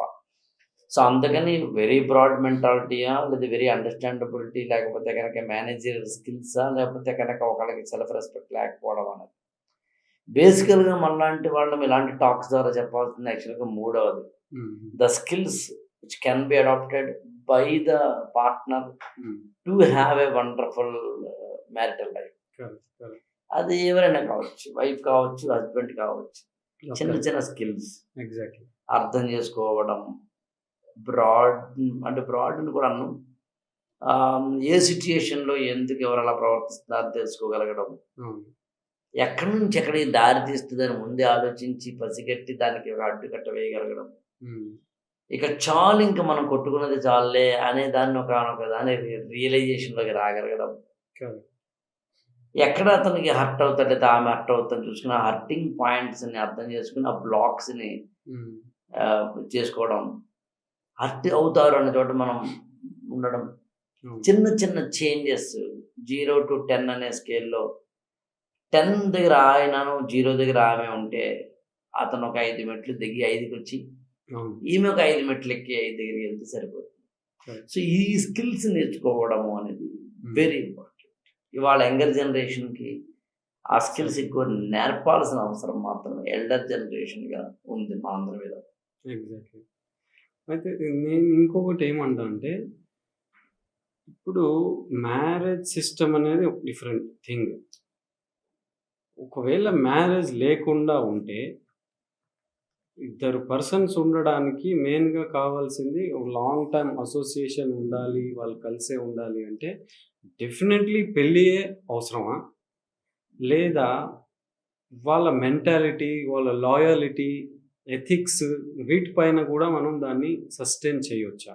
సో ఇలా సస్టైన్ చేయాలి అంటే ఎడ్యుకేషన్ సిస్టమ్ నుంచి లాయల్టీ నేర్పడం, లేదా ఒక పర్సన్‌ని గనక ట్రూగా లవ్ అనో లేదంటే ఒక రిలేషన్‌లో ఉందాము అనుకున్నప్పుడు, దాన్ని మెయింటైన్ చేయడము ఎంత ఇంపార్టెంట్ అనేది చిన్నప్పటి నుంచో లేదా ఒకానొక ఏజ్ వచ్చినాక ఎడ్యుకేషన్ సిస్టమ్‌లో ఏదో రకంగా తెలిపియడము, అది ఎంతవరకు ఇంపార్టెంట్? అంటే ఇక్కడ మ్యారిటల్ లైఫ్ అనేది లేకుండా ఇద్దరు కలిసి ఉండడము అనేది లాంగ్ టర్మ్ అసోసియేషన్‌లో ఇంపాసిబుల్. హ్మ్. అసలు ఒక ఇద్దరు కలిసి ఒక బిజినెస్ చేయాలి అనుకుంటే ఫస్ట్ చేసే పని లీగల్ అగ్రిమెంట్ రాసుకోవడం. హ్మ్. ఒక వ్యక్తి ఏదో ప్రాపర్టీని ఇంకొక వ్యక్తికి అమ్ముతున్నాడు అంటే వాళ్ళిద్దరి మధ్యన పేమెంట్స్ సగం సగం అయిన తర్వాత రాసుకునే అగ్రిమెంట్. హ్మ్. అగ్రిమెంట్ ఎందుకు రాసుకోవాలి అంటే మనిషి అనేవాడు సిచ్యుయేషన్ బట్టి మారతాడు. హ్మ్. సిచ్యుయేషన్ బట్టి మారకుండా మనిషి ఉండడు. హ్మ్. ఈ సిచ్యుయేషన్ బట్టి మారే మనిషి వైఫ్ అయినా హస్బెండ్ అయినా the end of the day వాళ్ళిద్దరి మధ్యన ఒకనొక తెలియని ఫ్రిక్షన్ హ్మ్. లేకపోతే కనుక ఒకళ్ళు బ్రీచ్ ఆఫ్ ట్రస్ట్ చేయడానికి కారణం ఏంటి అంటే మారే గుణంలో. అవును. ఆ మారే గుణం ఉన్నవాడిని కట్టిపడేయాలి అంటే ఖచ్చితంగా కావాల్సింది ఏదో 3 ముళ్ళు కొంచెం చెప్పాలి. సో 3 ముళ్ళు లేకుండా నేను వివాహ బంధం లేకుండా ఎక్కువ కాలం ఉంటాను కూడా ఉంటాం. ఎందుకు ఉంటాం నేను కాదట్లేదు. హ్మ్. లివింగ్ రిలేషన్షిప్‌లో నాకు తెలిసి 10 ఏళ్ళ నుంచి ఉన్నవాళ్ళు కూడా చూశాను నేను. హ్మ్. 10 ఇయర్స్ ఉన్నవాళ్ళు కూడా చూశాను. 10 ఇయర్స్ ఉన్నవాళ్ళు లివింగ్ రిలేషన్షిప్‌లో ఉండడానికిను, మ్యారేజ్ అవ్వకుండా మళ్ళీ వాళ్ళిద్దరూ ఉండడానికి చాలా తేడా ఉంది. లివింగ్ రిలేషన్షిప్ అన్నప్పుడు కొన్నిటిని వాళ్ళిద్దరు డిస్కస్ చేసుకోరు. హ్మ్. మ్యారేజ్ అది కాదు కదా! మ్యారేజ్ అన్ని డిస్కస్ చేసుకుంటారు కదా! హ్మ్. మ్యారేజ్ అంటే each and everything they are both together saving. Hmm. వాళ్ళిద్దరు కలిసి సేవ్ చేస్తారు, కలిసి షేర్ చేసుకుంటారు. కొన్ని చేస్తాను కొన్ని చేయను అంటే మ్యారేజ్లో కుదరదు. కాబట్టి లివింగ్ రిలేషన్షిప్లోనో లేదా ఫ్రెండ్షిప్లోనో కుదురుతుంది. హ్మ్. సో అందుకని మ్యారేజ్ అన్నప్పుడు లాంగ్ టర్మ్ అసోసియేషన్ ఉండాల్సిందే. లాంగ్ టర్మ్ అసోసియేషన్ ఉండాల్సింది అంటే ఖచ్చితంగా పెళ్ళి అవ్వాల్సిందే. హ్మ్. ఇది ఒకటి. హ్మ్. ఇక 2 ఇప్పుడు మ్యారేజ్ అనే దానికి ఉన్న బేసిక్ ఎలిమెంట్ ఏంటంటే ట్రస్ట్. హ్మ్. ట్రస్ట్ అంటే మ్యూచువల్ ట్రస్ట్. ఒకరు మాత్రమే ఇంకొకరికి లాయల్ ఉండడం కాదు. ఒకళ్ళు మాత్రమే మ్యారిటల్ బాండ్‌కి లాయల్ ఉండడం కాదు. ఇద్దరు ఉండాలి. హ్మ్. బ్రీచ్ ఆఫ్ ట్రస్ట్ అనేది ఎవరో ఒకళ్ళు చేసి ఇంకొకళ్ళు త్యాగం చేస్తే అది గొప్ప విషయం అవ్వదు. హ్మ్. అందుకని ఒక వ్యక్తి కనుక మ్యారిటల్ లైఫ్‌లోకి వెళ్ళిన తర్వాత ఎప్పుడు వెనకొచ్చేయాలి అన్నప్పుడు అతనికి ఒక చాయిస్ ఉంటుంది. హ్మ్. అతనికి ఒక క్రిటికల్ పాయింట్ ఉంటుంది. అతనికి ఒక అండర్‌స్టాండ్ అంటే కామన్ సెన్స్ ఉంటుంది. అట్‌లీస్ట్ ఇంక చాలురా భయ్యా. హ్మ్. సో ఈ ప్రాసెస్‌లో ఖచ్చితంగా ఆ ఇద్దరి మధ్యన ఎవరో ఒకరే ట్రస్ట్ ఉండి ఇంకొకళ్ళు బ్రీచ్ ఆఫ్ ట్రస్ట్ అయినప్పుడు ప్రమాదం. కాబట్టి ఇద్దరిలో ఎవరుంటారో ఎవరుండరో తెలీదు కాబట్టి హ్మ్. ఇద్దరూ సమానంగా అబైడ్ అవ్వాలి అంటే పెళ్లి జరిగి తీరాల్సిందే. హ్మ్. దానికి ఒక ముహూర్తం ఉండాల్సిందే, కళ్యాణ మండపం ఉండాల్సిందే, తాళి కట్టాల్సిందే, బంధుమిత్రులు రావాల్సిందే, భోజనాలు చేయాల్సిందే. సో అందుకని లాంగ్ టర్మ్ అసోసియేషన్‌కి పెళ్లి కంపల్సరీ. పెళ్లి కాకుండా లాంగ్ టర్మ్ అసోసియేషన్ ఉండదు. హ్మ్. లాంగ్ టర్మ్ అసోసియేషన్ అంటే కంప్లీట్ అసోసియేషన్ ఉండదు. సో పెళ్లి చేసుకుంటే ఇప్పుడు పెళ్లి చేసుకుంటాం. మ్యారేజ్ చేసుకున్నారు. అందరి ముందు చేసుకున్నారు. ఓకే. ట్రస్ట్ విషయానికొస్తే పెళ్ళికి, ట్రస్ట్‌కి ఈ కాలంలో ప్రస్తుతం ఉన్న సొసైటీలో, ప్రస్తుతం ఉన్న ఎక్స్‌టర్నల్ ఇన్‌ఫ్లుయెన్సెస్‌తో ఎంత మేరకు ట్రస్ట్ నిలబడుతుంది? నిలబడే ఛాన్సెస్ చాలా తక్కువ. చాలా తక్కువ. సో అట్లాంటప్పుడు మరి మ్యారేజ్ సిస్టమ్ నిలబడుతుందా? నిలబడదు. ఎగ్జాక్ట్‌లీ. హ్మ్. ఇప్పుడు ఇవాళ ఆ ట్రస్ట్ అనేది ఎప్పుడైతే తగ్గిందో అది అన్నింట్లోనూ మనం చూస్తున్నాం కదా! ఎంప్లాయర్‌ని మోసం చేస్తున్న ఎంప్లాయీని చూస్తున్నాం. అగ్రీమెంట్ రాసుకున్న తర్వాత కూడా బ్రీచ్ చేసే పార్టీలను చూస్తున్నాము. హ్మ్. వాగ్దానం చేసి నిలబడని రాజకీయ పార్టీలని చూస్తున్నాము. హ్మ్. అమ్మని నాన్నని చూసుకోవాలి అని చూసుకోకుండా ఉన్న పిల్లల్ని చూస్తున్నాము. So at the end of the day కాలేజీలో ఫీజు తీసుకుని చదువు చెప్పని కాలేజీలను చూస్తున్నాం. సో బ్రీచ్ ఆఫ్ ట్రస్ట్ అనేది, వాగ్దాన భంగం అనేది, విశ్వాసఘాతుకం అనేది ఇవాళ ఎక్కువైందబ్బా. ఈ ఎక్కువైన క్రమంలో ఆటోమేటిక్గా మ్యారేజ్లో కూడా అది రిఫ్లెక్ట్ అవుతుంది. సో అది ఇండివిజువల్ డిసైడ్ చేసుకోవాలి whether to enter in to that system. Trust breach చేసుకుంటానా లేదా, దీనికి అంత సస్టైనబిలిటీ లేదు, ఎంతకాలం ఉంటుందో తెలీదు ఈ ట్రస్ట్. సో నేను ఇందులోకి ఎంటర్ అవ్వాలా లేదా అనేది ఆ individual decide. Exactly. Breach of trust compulsory ఉంటుంది కాబట్టి పెళ్ళి అనే దాన్ని చాలా పెద్ద తంతుగా నిర్వహించి తాళి కట్టడం లాంటి చాలా గొప్పదని, పవిత్రమైనదని, ఒక్కసారి అందులోకి వెళ్ళిన తర్వాత మోసగించుకోకూడదు ఒకళ్ళనొకళ్ళు, అందుకే బయటికి రాకూడదని మన వాళ్ళతో గట్టిగా చెప్పడం కారణం అది. దానికి మనం హిందూ మ్యారేజ్ యాక్ట్ కావచ్చు, ఇంకోటి యాక్ట్ చట్టాల ద్వారా దానికి ప్రొటెక్షన్ ఇవ్వడానికి కారణం అది. ఒకవేళ ఏ కారణం చేతనైనా ఇద్దరులో ఎవరో ఒకరు డైవోర్స్ కనుక అప్లై చేస్తే మ్యూచువల్ అయితే ఓకే, కాని పక్షంలో కనుక ప్రొసీజర్ని కోర్టులో పెట్టడం కారణం అదే. అందుకే ఖచ్చితంగా no doubt breach of trust అనేది వాళ్ళ మన సమాజంలోనే ఉంది, ఇంకా ముందు ఇంకా ఉంటుంది కూడా. సో ఇప్పుడు మరి సొల్యూషన్ ఏం సొల్యూషన్, బెటర్ ఆప్షన్ ఏంటి? 1, పెళ్ళి చేసుకోకపోవడం ఆప్షనా, పెళ్ళిళ్ళు చేసుకోకపోవడం. 2, ఇండివిజువల్ చాయిసా, చేసుకోవాలి చేసుకోవద్దు, ఎవరిని చేసుకోవాలి, ఏ టైంకి చేసుకోవాలి, ఎందుకు చేసుకుంటున్నా అనేది ఇంపార్టెంట్, అది ఆలోచించి చేసుకోవాలా.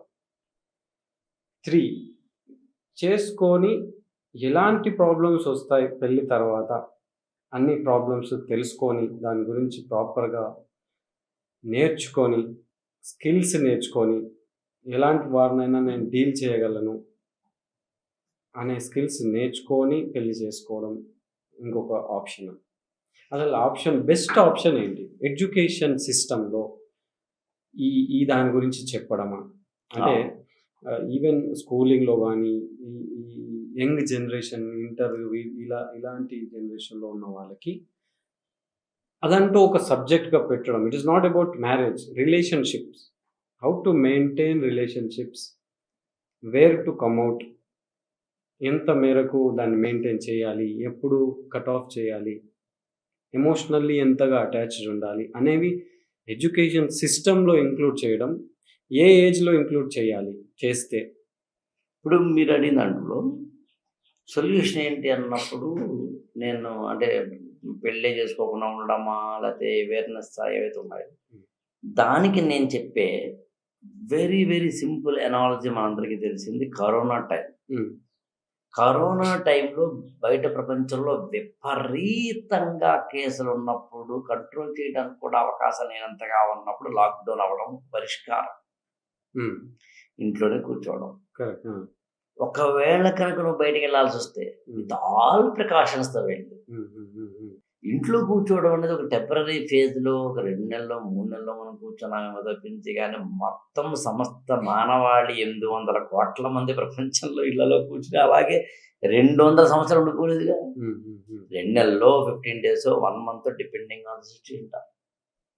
సో అందుకని నువ్వు బయట ప్రమాదం ఉందని తెలిస్తే ప్రికాషన్స్ తోటి వెళ్ళు అన్నారు. అంటే first dose, second dose, booster dose వేసుకో, వ్యాక్సినేషన్ అన్నారు. అదేవిధంగా మాస్కులు, లేకపోతే ఇతరత్ర గ్లౌజులు, ఇతరత్ర వాటిని వాడమన్నారు. సో పెళ్ళి అనే ప్రపంచంలోకి నువ్వు ఎంటర్ అవుతుంటే నీవైన ప్రికాషన్స్ తీసుకుని వెళ్ళు. Be aware of the things and then enter the system. లోపల చేసుకో, అయితేనే చేసుకో అంటే ఇక్కడ దాని మళ్ళీ అనాలజీ లాగే నేను ప్రికాషన్స్ తీసుకోకుండా బయటికి వెళ్తాను సార్ అని నన్ను ఎవడైనా అంటే మూర్ఖంగా కోవిడ్ వచ్చి చచ్చిపోవచ్చు. పోనీ నాకు ప్రికాషన్ తీసుకోవాలని తెలియదు సార్ అన్నావు అనుకో, ignorance is not bliss, even in law, even in medicine. వైరస్కి తెలియదు కదా నీకు తెలియదని, వైరస్కి తెలియదు కదా నీకు తెలియదని, కాబట్టి నీ లోపల ఎంటర్ అవుతుంది. సార్ నాకు తెలియదండి మాస్క్ పెట్టుకోవాలని, అయ్యయ్యో అంటే కుదరదు. సో నువ్వు అవేర్గా ఉంటేనే సాధ్యం, నువ్వు నీ జీవితంలో కళ్ళు తెరుచుకుని ఉంటేనే సాధ్యం. సో అందుకు నేనైతే ఏమంటానంటే బయటికి తెలక తప్పదు, పెళ్లి చేసుకోక తప్పదు. చేసుకుంటే మాత్రం ప్రికాషన్తో చేసుకో, అవేర్నెస్ తీసుకో, ఎడ్యుకేట్ అయ్యి చేసుకో. ఇంక ఇవి స్కూల్లో కాలేజీలో చెప్పడానికి కూడా నేనైతే వ్యతిరేకించడం పెద్ద పని ఉంది, కానీ అదేమి గొప్ప అవసరమైన విద్య అనుకోని సార్ అంటాను. ఎందుకంటే పెళ్లి గొప్పతనం గురించి చెప్పాల్సి వచ్చినప్పుడు మనం ఈ పాఠాల్లో ఏం చెప్తామండి, ఎందుకు చెప్పాలి అసలు? పెళ్లి గురించి కాదు అనేది, రిలేషన్షిప్ అదే రిలేషన్షిప్ అనేదండి, పలానా స్కిల్స్ కనుక నేర్చుకుంటే పలానా రిలేషన్షిప్ బాగుంటుంది ఎవరిని చెప్పలేం. ఎందుకంటే మనందరం కూడా రిలేషన్షిప్ విషయంలో ముఖ్యంగా చేంజ్ అవుతుంటాం. ఎప్పుడు దాన్ని మామూలుగా మన వాళ్ళు మూడ్స్ స్వింగ్ అనే పదం వాడతాం. ఎప్పుడు మన మూడ్ ఎలా ఉంటుందో తెలియదు. అదే పెళ్ళంతో మామూలుగా నేను ఒకటి ఏదో వర్క్షాప్ పెట్టాను అనుకుందాం, భార్యతోటి కనుక నువ్వు ఇంటికి వెళ్ళిన వెంటనే నవ్వుతూ పలకరించు, this is my I have given that దానికి 10 కమాండ్మెంట్స్ లాగా ఒక కమాండ్మెంట్ ఇచ్చేసాను. ఇంటికి వెళ్ళిన వెంటనే నువ్వు నవ్వుతూనే వెళ్ళాలి పెళ్ళాన్ని. సరే, పెళ్ళాం కూడా ఈయన దగ్గరికి ఈవినింగ్ ఆయన 6కి వచ్చిన వెంటనే తలాల స్నానం చేసి మల్లెపూలు పెట్టుకుని తెల్లచీర కట్టుకుని చాలా హాయిగా ఉన్నాం. ఉదాహరణ చెప్తాను. This is the situation we have given, this is the skill we have adapted or trained the person. వాడు ఇంటికి వెళ్ళాడండి, ప్రతిరోజు అలా ఉండగలడా? ఉండలేడు. ఏదో ఒక రోజు ఉండగలడు, 1 వీక్ ఉండగలడు, 10 days ఉండగలడు. ఏదో ఒక టైంలో అతనికి he has his own moods swing, మారుతాడు కదండి. ఆ రోజు ఆఫీస్లో బాగుండకపోవచ్చు, ఆ రోజు ఒంట్లో బాగుండకపోవచ్చు, ఆ రోజు ఇంకోటి జరగచ్చు, ఆ రోజు చిల్ అవ్వాలనుకోవచ్చు, ఆ రోజు డల్గా ఉండాలనుకోవచ్చు, తెలియదు కదండి. మరి how can we just give training to the young couple or over maybe to enter the marriage should have this skill or skill set అని నేను దాన్ని అనుకుంటే ఏమంటానంటే, అసలు what we call understand the situation or understand the system. నేను understandability వస్తే అందులోకి ఇవన్నీ వచ్చేస్తాయి. నేను అర్థం చేసుకునే తత్వం నీకు ఎప్పుడైతే వచ్చిందో ఎక్కడైనా అర్థం చేసుకుంటాను. పెళ్లి దగ్గర అర్థం చేసుకుంటావు, రేషన్ షాప్ దగ్గర అర్థం చేసుకుంటావు, ఆఫీస్లో అర్థం చేసుకుంటావు. అంటే అలాంటి కొన్ని బేసిక్ ప్రిన్సిపల్స్ దాన్ని మీరు చెప్పినట్టుగానే, not only wife and husband, any human relationship, ఆ మాట హ్యూమన్ బీయింగ్ గాను ఎక్కడున్నా కూడా మినిమం ఇవన్నీ ఏర్పరచుకో, అర్థం చేసుకో, నవ్వుతూ మాట్లాడు. నీకు ఏదైనా ఇబ్బంది ఉంటే కనుక ఎక్స్ప్రెస్ చెయ్యి, అది కూడా పొలైట్ వేలో చెయ్యి, respect the others, don't hurt the people, don't comment on them. ఇవన్నీ ఎక్కడైనా ఉపయోగపడేవి, not only for even bus స్టాండ్లో మనం నిల్చున్నప్పుడు, బస్సులో కూర్చున్నప్పుడు కూడా తోటి ప్రయాణికుడు కూడా ఇవి ఉపయోగపడతాయి. యాక్చువల్గా ఆయన ఎందుకు అవసరం కెలుపుతావు బై, ఆయన కెలికి నువ్వు కెలిపించుకోవడం ఎందుకు? సో అందులో వైఫ్ అండ్ హస్బెండ్ రిలేషన్షిప్లో మనం ఇది చెప్పగలదు సార్. అట్లా ముఖ్యంగా పేరెంటింగ్ కూడా ఇక్కడ చాలా రోల్ ప్లే చేస్తుంది. చాలా చాలా కిడ్స్ పైన కానీ, పెరుగుతున్న యూత్ మైండ్ పైన కానీ, వాళ్ళు ఉన్న తీరు, వాళ్ళు ఎలా ఉంటున్నారు ఇంట్లో, వాళ్ళు ఎలా మెయింటైన్ చేస్తున్నారు వేరే వాళ్ళతో రిలేషన్స్ అనేది వీళ్ళ పైన ఎఫెక్ట్ పడుతుంది. సో ఆ రోల్ అనేది చాలా ఇంపార్టెంట్. అది చాలా పేరెంటింగ్ రోల్ అనేది చాలా డౌన్ ఫాల్ అయిపోయింది ఈ రోజు. సో అది ఇంకొకటి extra. First of all kids అనేది బర్డెన్ ప్రస్తుతం ఉన్న సిచ్యువేషన్కి, అర్థకి. అవును, ఇది మీరేమంటారు? పేరెంటింగ్లో యాక్చువల్గా మారుతున్న కాలంతో పాటు అన్నీ మారుతాయి కాబట్టి పేరెంటింగ్ కూడా మారుతుంది. మనందరం నేను ఏమని చెప్తానంటేనండి, మారుతున్న కాలంతో పాటు మారడమే ఇక్కడ అసలైంది. పేరెంటింగ్లో కూడా నేనైతే ఏమంటానంటే, పిల్లలకి ఒకప్పుడు మనం వాల్యూ సిస్టమ్ నేర్పేవాళ్ళం, ఇవాళ నేర్పట్లేదు అనేది కూడా రాంగ్ అండి. ఇవాళ నేర్పే పరిస్థితిలో మనందరం లేవు. ఎందుకంటే పేరెంటింగ్ మారింది, మన జీవితాలు మారినాయండి. ఉదాహరణకి ఒక వ్యక్తి సాఫ్ట్వేర్ ఇంజనీర్ అనుకుందామండి, అతను నైట్ డ్యూటీ అనుకుందాం, ఈవినింగ్ 6కి వెళ్తాడంటే మార్నింగ్ 6కి వస్తాడు. అతని యొక్క పేరెంటింగ్ మనం కొన్ని ఏమైనా రూల్స్ రెగ్యులేషన్ చెప్తే అతనికి వర్కౌట్ కావు. కొంతమంది మీ సర్కిల్లో కూడా ఉంటారండి, దాదాపు 20-30 ఏళ్ళుగా నైట్ డ్యూటీ మాత్రమే చేస్తారు. ఇప్పుడు పత్రికలో జర్నలిస్టులు ఉంటారండి, బెస్ట్ ఎగ్జాంపుల్ మీకు. జర్నలిస్టుల్లో మీకు నైట్ అంటే ఏంటి, మెయిన్ పేజీ చూసే వాళ్ళందరూ కూడా కనీసం తెల్లారకంటే 2 వరకు ఉండాలి ఆఫీస్లో, అట్లీస్ట్ 1 o'clock అని అనుకుంటే. అంటే ఎవ్రీ డే అతను నైట్ 2 o'clock కానీ ఇంటికి వెళ్ళాడండి. అది కూడా ఇల్లు దూరం అయితే 7:30 అవుతుంది కదా, అప్పుడు వెళ్ళి పడుకోవాలి కదా. మార్నింగ్ 6 o'clock పిల్లలు లేచి వెళ్ళిపోతే కనుక పిల్లలకి ఇతను ఫేస్ చూపిస్తాడా? పోనీ అలా కాదు చెప్పి పిల్లలు లేచిన మళ్ళీ ఇతను లేస్తే నిద్రాభంగం అవుదా, ఇవన్నీ అయ్యేసరికి మళ్ళీ ఈవినింగ్ 4 అయిపోతుంది, ఆఫీస్కి వెళ్ళడానికి డ్యూటీ వచ్చేస్తుంది. మరి మరి అనేది ఇక్కడ టైం ఎంత ఇస్తున్నారు అనే దానికన్నా ఎలా మాట్లాడుతున్నారు వాళ్ళ ముందు, ఎలా బిహేవ్ చేస్తున్నారు అవతల వాళ్ళతో కానీ, రిలేషన్స్ వైఫ్తో కానీ, ఇంట్లో ఉన్న వాళ్ళతో కానీ, ఫోన్లో ఎలా మాట్లాడుతున్నారు, ఇవి చాలా డీప్గా మంచి వ్యాలిడ్ పాయింట్ అండి. ఇది యాక్చువల్గా ఏంటంటే మన ఇళ్లల్లో మన లాంగ్వేజ్ కానీ, మన బాడీ లాంగ్వేజ్ కానీ మారిపోయినాయి. ఆ మారిపోవడానికి కూడా కారణం అంటే సొసైటీయే. ఇవాళ మీరు ఏ యూట్యూబ్ ఛానల్ అయినా పెట్టండి, ఎవరైనా బాగా మాట్లాడే వ్యక్తిని చూస్తున్నాం మనం. నిజంగా బాగా మాట్లాడే వాళ్ళ వీడియోలు ఎవరు చూడలేదు కదా. బండ బూతులు తిట్టుకునే వాళ్ళ వీడియోలు చూస్తున్నాం మనం వాళ్ళు. సో ఆటోమేటిక్గా ఈ బూతులు లేకపోతే ఇలాగా పార్లమెంటరీగా మాట్లాడడం తప్పు కాదని మన సబ్కాన్షియస్ మైండ్ మనం ఫిక్స్ అయిపోయాం. అలా ఫిక్స్ అయిపోయి మన యొక్క నెక్స్ట్ జనరేషన్ అంటే మన పిల్లలకి వాళ్ళకి కూడా మనం ఇచ్చేస్తున్నాం. వాడు కూడా అలవాటు అయిపోయాం. సో అందుకని ఎవరికి వాళ్ళు ఇండివిజువల్గా పిల్లల్ని గౌరవించాలి. భార్య అంటే వైఫ్ అంటే కదా నా ఉద్దేశం ఉమెన్ని గౌరవించాలి. అమ్మ కావచ్చు అండి, భార్య కావచ్చు, కూతురు కావచ్చు, గౌరవించాలి. ఇంటికి వచ్చిన వాళ్ళు ఎవరన్నా గౌరవించాలి. కనీసం ఇంట్లో పని చేస్తే పని మనుషుల్ని పని చేసే మనుషులుగా కాకుండా మనుషులు పని చేస్తున్నారు అని చూడగలగాలి.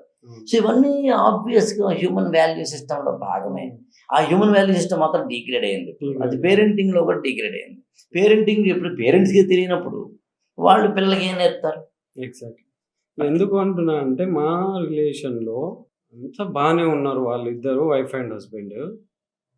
అతనికి ఫ్యామిలీలో చిన్నప్పటి నుంచి నార్మల్గా తిట్టుకోవడము, ఇవన్నీ మాటలు కొంచెం బూతుగా మాట్లాడుతూ ఉంటారు ఇంట్లో. వాళ్ళ ఇంట్లో, వీళ్ళ ఇంట్లో అట్లా అలవ్ లేదు. అమ్మాయి వాళ్ళ ఇంట్లో కొంచెం అన్పార్లమెంటరీ లాంగ్వేజ్ లేదు. అలవాట్లో లాగా కొంచెం గట్టిగా గొడవ అయినప్పుడు ఏదో అయినప్పుడు అనేసాడు ఎం పైన. ఓకే, అది ఆమె విపరీతమైన సీరియస్గా తీసేసుకుంది, హార్ట్కి చాలా ఎక్కువగా. వాళ్ళు డైవర్స్కి వెళ్ళారు. నాకు మాట అది వద్దు, ఎంత బాగున్నా సరే ఆ మాట నేను పడలేను అని. అండ్ కోర్టు కూడా అన్పార్లమెంటరీ లాంగ్వేజ్ ఏదైనా వాడుతున్నారు హస్బెండ్ కానీ వైఫ్ కానీ అంటే యూ కెన్ అప్లై డైవర్స్. ఈ ఒక్క చిన్న వాడైనా సరే అది. సో అట్లా దే వెంట్ టు డైవర్స్. అంటే ఇది పట్టు విడుపు అనే పదం వాడతాను నేను. అండ్ కయ్యానికైనా బియ్యానికైనా సమోజ్య అనే పదం వాడతాను.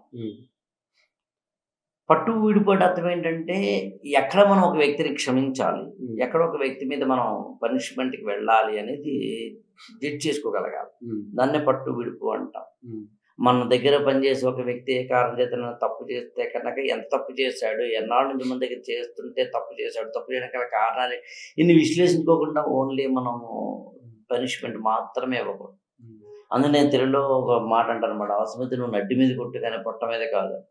సో అట్లా పట్టు విడుపు ఉండి తీరాల్సింది. ఇది ఒకటి. ఇంకా రెండవది ఏంటంటే కయ్యానికైనా బియ్యానికైనా సమౌజ్య అనేది ఎందుకన్నానంటే నీ అలవాట్లు వేరయ్యి, నీ లాంగ్వేజెస్ వేరయ్యి, నీ యొక్క యాటిట్యూడ్స్ వేరయ్యి, నీ యొక్క అప్రోచెస్ టువర్డ్స్ లైఫ్ వేరయ్యి నువ్వు వచ్చినప్పుడు సేమ్ అదే అప్రోచెస్, అదే ఎన్వైరన్మెంట్, అదే మెంటాలిటీతో కూడిన స్పౌజ్ నీకు దొరకరు. కాబట్టి ఇద్దరు వేరు వేరు కుటుంబాల నుంచి, వంశాల నుంచి, వాతావరణాల నుంచి, లాంగ్వేజెస్ నుంచి వస్తారు. కాబట్టి మన వాడు కొంచెం దాన్ని తెలివిగా నేనేమన్నానంటే కంపాటబిలిటీ ఈజీ చేసేందుకు, కంపాటబిలిటీని ఈజీ చేసేందుకు కులాంతర వివాహాలు వద్దని, మతాంతర వివాహాలు వద్దని, ప్రాంతీయేతర వివాహాలు వద్దని అని ఉండాలి. ఇవాళ నేను అవన్నీ వద్దని అంటలేదు. నేను వ్యక్తిగతంగా మాత్రం ఒకటే చెప్తాను, అదేంటంటే కంపాటబిలిటీ లేని కూడా ప్రమాదం ఎక్కువగా ఉంటుంది. కంపాటబిలిటీ లేకపోతే ఎక్కువ అవుతుంది. మామూలుగానే పెళ్ళి అంటే ఏదో ఒక చిన్న చర్చకు గొడవ ఉంటుంది. నీకు అట్టు వేయడం చేత కాకపోయినా కూడా గొడవ రాకపోవచ్చు. అతను షూస్ ఎక్కడ పెట్టాలని ఆమె ఓవర్ పెర్ఫెక్షనిస్ట్ అయ్యి ఇతనేమో షూస్ ఎక్కడ పడితే కనుక ఆమె ఓసిటీకి ఇద్దరు కొట్టుకుంటారు. సో ఇలాంటి పరిస్థితుల్లో ఇక ఆచారాలు, సంప్రదాయాలు, ఆహారపు అలవాట్లు లాంటివి కూడా ఏడానైతే అగ్నికి ఆజ్యం పోయినట్టు అవుతుంది కదా. అందుకని నేనేమంటానంటే, నేనంటలేదండి, what I want to convey. And అందుకే మన వాళ్ళు ఏం చేశారంటే తెలివిగా ఓ పని చేయరా, నీ కులంలోనే చేసుకో, నీ మతంలోనే చేసుకో, నీ ప్రాంతానికి చేసుకో, ఎందుకు వచ్చిన గొడవలే, వీలైతే మ్యాన్ రికంబెండ్, చుట్టాలమ్మాయి తెలిసిన అమ్మాయి చేసుకో, తెలిసిన సంబంధం చేసుకుంటే మంచిది, ఇలాంటి పదాలు వాడడం కారణం. అది కారణం.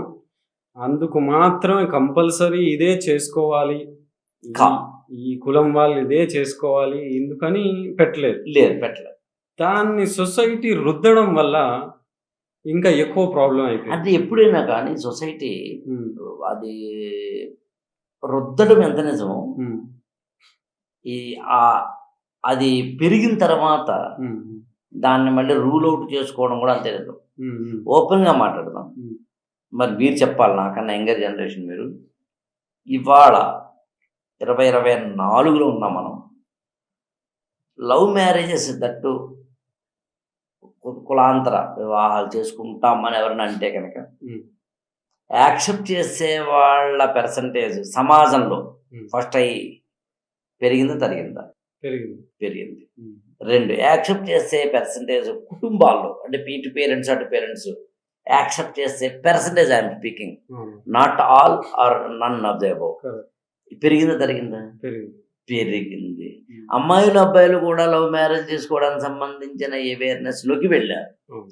అవసరమైతే క్యాస్ట్ కూడా చూసుకోవాల్సిన అవసరం లేకుండా first let us have this companionship, having marital life, and even though caste might be different, your caste is different, my caste is different, కియావత ఇస్మే అంటున్నారు కదా. సో సమాజం మారుతుంది కదా, సమాజం మార్పు వెళ్తుంది కదా, వెళ్ళి తీరుతుంది.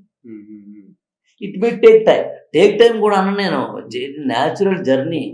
ఇప్పుడు నేను మీ ఇంటికి రావడం మొదలు పెట్టిన తర్వాత నేను మధ్యలో అమీర్పేటలో ఉంటే ఆన్ ద వే అంటాను తప్పించి కానీ ఐఎమ్ అట్ హోమ్ అంటలేదు, అండ్ ఐ హావ్ రీచ్డ్ కూడా అంటలేదు. సో ఆన్ ద వే ఉంది మన సమాజం, అన్ని రంగాల్లోనూ ఆన్ ద వే ఉంది. ఆ ఆన్ ద వే ఎప్పుడైతే వస్తుందో there will be a point to reach the destination. మొత్తానికి సొల్యూషన్ వచ్చేసి చివరిగా ఏం పర్ఫెక్ట్ సొల్యూషన్ అంటారు అంటే కాన్ఫ్లిక్ట్స్ రాకుండా, స్ట్రెస్ లెవెల్స్ తగ్గి, పీస్. అన్నిటికన్నా ముఖ్యం పీస్. ఎవరికైనా సరే అది హ్యూమన్ బీయింగ్ లైఫ్కి వస్తే ఎవరైనా సర్చ్ చేసేది పీస్ కోసం. ఇట్ ఈస్ నాట్ హ్యాపీనెస్ ఇదంతా కాదు, పీస్ ఉండాలి. సో పీస్ ఉండాలి అంటే మ్యారిటల్ లైఫ్లో సొల్యూషన్ ఏంటి? చేసుకోవాలా, చేసుకోవద్దా, చేసుకుంటే ఏంటి? నేను చాలా సింపుల్ చెప్తానండి. దిగే ముందు లోతు తెలుసుకుని దిగు, బండెక్కే ముందు ఎక్కడికి వెళ్ళాలో తెలుసుకుని ఎక్కువ. ఆ మ్యారిటల్ లైఫ్లోకి నువ్వు ఎంటర్ అయ్యే ముందు be clear what you want to get out of it. ఈ లోపు ఏజ్ ఎక్కువైపోతే, ఈ లోపు ఏజ్ ఎక్కువైపోవడం అనేది యాక్చువల్లీ ఇండివిజువల్ చాయిసెస్. మళ్ళీ అవి ఏజ్ ఎక్కువయ్యేంతలా చేయడానికి ఇదేమి పిహెచ్డి కాదు. నీ గురించి తెలుసుకోవడానికి అరగంట చాలంటాను, కొన్ని 6 రోజులు చాలంటాను, అవతల సంబంధం తెలుసుకోవడానికి మహా అయితే 16 రోజులు చాలంటాను. దానికోసం ఎక్కువ రోజులు పడవు, ఏళ్ళేమి గడిచిపో. అందుకని నిన్ను నువ్వు అంటే సింపుల్ చెప్పాలంటే అవేర్నెస్ క్రియేట్ చేసుకో. మ్యారిటల్ లైఫ్లోకి ఎంటర్ అవ్వడానికి నేను ఎందుకు ఎంటర్ అవుతున్నాను, ఎలాంటి అమ్మాయిని పెళ్లి చేసుకోవాలి, ఎలాంటి అబ్బాయిని పెళ్లి చేసుకోవాలి, అసలు నాకు చాయిసెస్ ఏంటి, నా చాయిసెస్కి ఈ చాయిసెస్ ఉన్నాయనే విషయాన్ని కమ్యూనికేట్ చేస్తున్నానా లేదా, ఆ కమ్యూనికేట్ చేసిన అవతల వ్యక్తి ఎలా రెసిప్రొకేట్ అవుతున్నాడు, రెసిప్రొకేట్ అయ్యే విధంగా రిసీవ్ చేసుకుని నాకు రెస్పాండ్ అవుతున్నాడు, రియాక్ట్ అవుతున్నాడు అని తెలుసుకోగలిగితే చాలు. అయితే ఒక ప్రాబ్లం ఏమవుతుందంటే ఈ తెలుసుకునే ప్రాసెస్లో చాలా ఎక్కువగా కనెక్ట్ అవుతున్నారు, ఎక్కువ కనెక్ట్ అయ్యి డిస్కనెక్ట్ అవుతున్నారు మళ్ళీ. అంటే దానికి పట్టు విడిపోయిన పదం వాడాను, అతి సర్వర్త వర్జయేత్. దేనికైనా అతి సర్వత్ర వర్జయేత్ అంటే దేనికైనా ఒక లిమిట్ దాటి ఉండకూడదు. నువ్వు పెళ్లికి ముందే అన్ని చూసుకోవాలి కదా అని చెప్పి ఇంకా రెచ్చిపోయి అన్ని రకాలుగా చూడటం మొదలు పెడితే you will get confused and at the same time ఇబ్బంది అవుతుంది. ఆ కన్ఫ్యూజన్ తోని ఒకటి ఏమవుతుందంటే డిలే అవుతుంది. మ్యారేజ్ ని వాళ్ళు క్యాన్సిల్ చేయట్లేదు ఎవరు కూడా, ఏదో రకంగా చేసుకుంటున్నారు. నేను కూడా ఉండే డాక్టర్ రవితేజ్ గారు, I don't think so. Delay అవడానికి వాళ్ళ కారణం మాత్రం అవేర్నెస్ పెంచుకుని చేసే ప్రయత్నం కాదు. అంటే ఆ అబ్బాయి ఎవరు, ఆ అమ్మాయి ఎవరు, ఆ అమ్మాయి నాకు కంపాటబులా కాదా, ఈ అబ్బాయి నాకు కంపాటబులా కాదా, అమ్మాయి అయితే బాగానే ఉంటుంది, ఈ అబ్బాయి అయితే బాగానే ఉంటుందా అనే ఒక ఎక్సర్సైజ్ నుంచి వచ్చిన డిలే ఏం కాదు. కెరీర్ డిలే అయి ఉండొచ్చు, కెరీర్లో స్థిరపడటం కోసం డిలే అయి ఉండొచ్చు. పర్సనల్ ఏవైనా అంటే ఏంటి, ఓ ఇల్లు కట్టుకోవాలి, ఏదో కారు కొనుక్కోవాలి, కొంచెం సెటిల్ అవ్వాలి, లేదా ఐఏఎస్ ఎగ్జామ్ ప్రిపేర్ అవ్వాలి, అంత ప్రిపేర్ అయిన తర్వాత ఇలాంటివి ఏమైనా ఉంటే ఉండొచ్చు. అది లైక్ 5 to 6 ఇయర్స్ వరకు అది ఉండే. కెరీర్ డిలే వల్ల 5 to 6 ఇయర్స్ బ్యాక్ వరకు 25, 24 ఇయర్స్ మ్యారేజ్ కాస్త 30 దాకా వచ్చింది. ఇప్పుడు ప్రస్తుతానికి కెరీర్ డిలేతో పాటు ఈ థాట్ ప్రాసెస్ కూడా స్టార్ట్ అవ్వడం వల్ల అది ఇంకా డిలే అవుతుంది. అప్పుడు అంటే ఏంటంటే డిలే అవుతుందనే పదంగా నేను ఏమంటానంటే, ఒక వ్యక్తికి 18 ఇయర్స్ దాటిన తర్వాత, 18 ఏళ్ళు దాటిన తర్వాత మూడిటి పట్ల క్లారిటీ ఉండాలి. డే 1 క్లారిటీ వస్తుంటలేదు నేను. డే 1 క్లారిటీ రాదు. ఇప్పుడు మన ఇద్దరం ఈ డిస్కషన్ స్టార్ట్ చేసిన మొదటి 5 నిమిషాలు మనం ఏం మాట్లాడాలి అనుకున్నాం, మనకి ఏదో మైండ్లో ఉంటుంది కానీ ఏం మాట్లాడాలని తెలియకపోవచ్చు. బట్ 1.5 అవర్ డిస్కషన్లోకి వెళ్ళిన తర్వాత మధ్యలోకి వచ్చేసరికి మనకు స్పష్టంగా అర్థం అవుతుంది. అలా డే 1 ఆ 18 ఇయర్స్ దాటిన కుర్రాడికి క్లారిటీ అంతా ఉండాలన్నా కానీ గ్రాడ్యువల్గా ముందుకెళ్ళే కొద్దీ అందులో ఒకటి కెరీర్ అండి. ఏ కెరీర్లో నేను ఉండాలనుకున్నాను, 2 సాటిస్ఫాక్షన్ లెవెల్, ఏది నాకు సాటిస్ఫాక్షన్ ఇస్తుంది, ఏది ఇవ్వడం తెలుసుకోవడం, 3 మ్యారిటల్ లైఫ్. నేను ఎలాంటి మ్యారిటల్ లైఫ్ వెళ్ళాలనుకున్నాను, ఈ 3 కనుక ఎవరైతే 18 ఇయర్స్ 19 ఇయర్స్ మధ్యలోనే కాలేజీ అడుగు అది గోడల నుంచి బయటకు వస్తున్న మరుక్షణమే తన కనుక క్లారిటీ వచ్చేసి ఉంటే అతని లైఫ్ చాలా బాగుంటుంది. ఓకే. సో ఒక అతనికి లైక్ ఎగ్జాంపుల్ 20 ఇయర్స్కే క్లారిటీ వచ్చింది, ఈ సో అండ్ సో అమ్మాయిని చేసుకుందామని. 40-45 ఇయర్స్కి బోర్ కొట్టింది. 40-45 ఇయర్స్కి ఓకే బోర్ కొట్టింది అంటే 20 ఏళ్ళు పెళ్లి చేసుకోవడం వల్ల 25 ఏళ్ళకి పెళ్లి చేసుకోవడం, 25 పెళ్లి చేసుకున్నారు. 30 ఇయర్స్కి 15 ఇయర్స్ బాగానే ఉన్నారు. అవును, ఆప్షన్స్ చాలా వస్తున్నాయి, బోర్ కొట్టింది. సో అప్పుడు అది కరెక్ట్ అనిపించింది. ఎప్పుడు 20 ఏజ్కో 25 ఇయర్స్కో కరెక్ట్ అనిపించింది. ఇప్పుడు అనిపించట్లేదు. ఎగ్జాక్ట్లీ. ఇప్పుడు అదేంటి? ఇప్పుడు నేనేమంటానంటే ఆ వ్యక్తి స్టూపిడ్ అంటాను నేను. కారణం ఏంటంటే నేను 20 ఎంచుకున్న ఒకానొక చాయిస్ నాకు 40 వచ్చిన తర్వాత నాకేమీ అనిపించట్లేదు, నేను దీన్ని రాంగ్ చాయిస్ అనుకున్నాను అని అన్నప్పుడు అది స్టూపిడిటీ. ఎందుకంటే రాంగ్ చాయిస్ 20 ఏళ్ల పాటు ఉండదు. ఇఫ్ ఇట్ ఈస్ రాంగ్ మరి మొదటి 2-3 ఏళ్ళలో తెలిసిపోతుంది. ఓకే. సో 20-25 ఏళ్ళు నువ్వు కాపురం చేసావు అంటే అర్థం ఏంటంటే నీ కంపాటబిలిటీ లేక కాదు, నువ్వు రీసెంట్గా వచ్చిన వైరస్లకి. సో రీసెంట్గా వచ్చిన వైరస్లకి నువ్వు how can you acknowledge it? అందుకే నువ్వే తప్పు చేస్తూ ఉంటాను. ఎప్పుడో 20లో నువ్వు ఎంచుకున్న ఒకనొక జీవిత భాగస్వామి నీకు 25 ఏళ్ల తర్వాత నచ్చకపోవడం మరొకటి జరుగుతుందంటే నీ ఫాల్ట్, నీ పర్సనాలిటీ ఫాల్ట్. మొదటగా 4 ఏళ్లలో 3 ఏళ్లలో తెలిసిందంటే ఓకే. సో అందుకని దానికి చాయిస్ లేదు. అంటే చాయిస్ లేదంటే అంతనే భరించానంటే దట్ ఈస్ డిఫరెంట్ స్టోరీ. అందుకే నేను చెప్పాను కదా, ఇక్కడ మనం మాట్లాడితే ఏవి కూడా హార్డ్ అండ్ ఫాస్ట్ రూల్స్ కావు, అంటే ఎవరో ఒకరికి మాత్రమే వర్తించేవి కావు, సొసైటీకి వర్తించేవి. సో లాస్ట్గా నేను చెప్పేది ఏంటి అంటే, మనం కనుక ఒక మ్యారిటల్ లైఫ్లోకి వెళ్ళాలి ఒక వ్యక్తి అనుకున్నప్పుడు అమ్మాయి కానీ అబ్బాయి కానీ ఖచ్చితంగా అవేర్నెస్ పెంచుకోండి. జడ్ వరకు ఆలోచించి ఏ దగ్గర అడుగు వేయండి.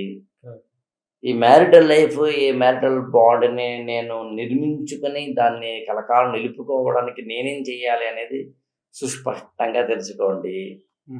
ఇవి మాత్రం కంపల్సరీ చేయాలి. చేస్తే కొంతవరకు మ్యారిటల్ బాండ్ని ఇక్కడ చేసుకోవాలా మానాలనేది ఇండివిజువల్. మనమేమి ఇప్పుడు బీటెక్ అయిన ప్రతి ఒక్కరు జాబే చేస్తారా? కాకపోవచ్చు కదా, జాబ్ చేయడు. పోనీ ఏదో స్టార్ట్అప్ పెట్టుకోడు. ఒక ఎన్జిఓ స్టార్ట్ చేస్తాను, చేయను. గవర్నమెంట్ జాబ్ రాయను. మరి ఏం చేస్తాం అంటే ఏదైనా నాదైనా ఓన్ ఎంటిటీ పెట్టుకుంటాను, సర్చ్ బిజినెస్ ఏదైనా మొత్తం మీద, అది ప్రైవేట్ జాబ్ అయినా గవర్నమెంట్ జాబ్ అయినా స్టార్ట్అప్ అయినా ఓన్ ఎంట్రీ అయినా ఇంకొకటైనా ఏదైనా ఎండ్ ఆఫ్ ద డే నువ్వు ఏదైతే అవుట్ ఆఫ్ దిస్ వర్క్ పొందాల్సిన ఫలితాన్ని ఆనందాన్ని పొందడమే కదా లైఫ్ అంటే. సో అందుకని ఎవ్రీ వన్ పెళ్లి చేసుకోవడం రూల్ లేదు, ఎవ్రీ వన్ పెళ్లి చేసుకోకుండా ఉండాలని రూల్ లేదు. పెళ్లి చేసుకోకపోవడం తప్పు కాదు, పెళ్లి చేసుకోవడం పెద్ద గొప్ప ఘనకార్యము కాదు. పెళ్ళైనా పెళ్లి కాకపోయినా ఇందాక మనం చెప్పినట్టుగా నువ్వు ఎలా ఉండాలనుకుంటున్నావో నీకు అవేర్నెస్ ఉందా లేదా, ఎలా ఉండాలనుకుంటున్నావు అనే దానికి సంబంధించిన నీకు పూర్తి జ్ఞానం కాకపోయినా కనీసం అర్ధ జ్ఞానం అజ్ఞానం లేకుండా ఉన్నాయా? At least you are aware of something, at least you have try to get awareness అంత ఉందా? ఇవన్నీ ఉంటే మ్యారిటల్ లైఫ్లోకి వెళ్ళాలి, లేదా వెళ్ళకూడదు. వెళితే మాత్రం ప్రమాదం. అదే ఇండివిజువల్ చాయిస్, ఆ చాయిస్ ఏంటి, ఏది చూస్ చేసుకోవాలనేది వాళ్ళకి సంబంధించిన విషయం. బట్ 20 years లోపు ఒక అవగాహన తెచ్చుకోవాలి.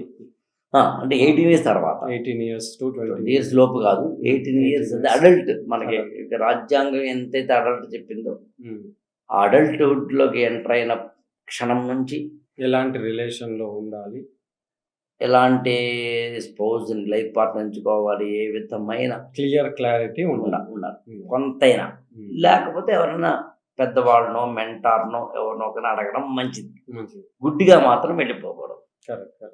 అంత ఈజీ అయితే కాదు, అస్సలు కాదు. ఓకే, మీ పర్సనల్ మ్యారిటల్ లైఫ్ గురించి అడగచ్చా? మీ మ్యారిటల్ లైఫ్ ఎలా ఉంది? మీరు అంటే మీ ఆల్రెడీ 25 years అయి ఉండొచ్చు. 25 years exactly 25 years married life లో ఉన్నారు. మీరు ఎలాంటి సజెషన్స్ ఇవ్వాలనుకుంటున్నారు? ఎలాంటి ప్రాబ్లమ్స్ ఫేస్ అయ్యారు? అంటే మీరు మీ క్వశ్చన్ క్లారిటీ అంటే నేను out of my experiences suggestions ఇవ్వమని మీరు అంటున్నారా? అసలు నా ఎక్స్పీరియన్సెస్ ఏంటంటే చెప్పమని అంటున్నారా?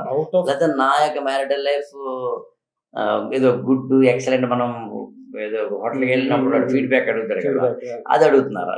మీ ఏది అడుగుతున్నారు మీరు? ఒకటి, మీ ఎక్స్పీరియన్స్ నుంచి మీరేం తెలుసుకున్నారు? 25 years of marital life is not a small thing.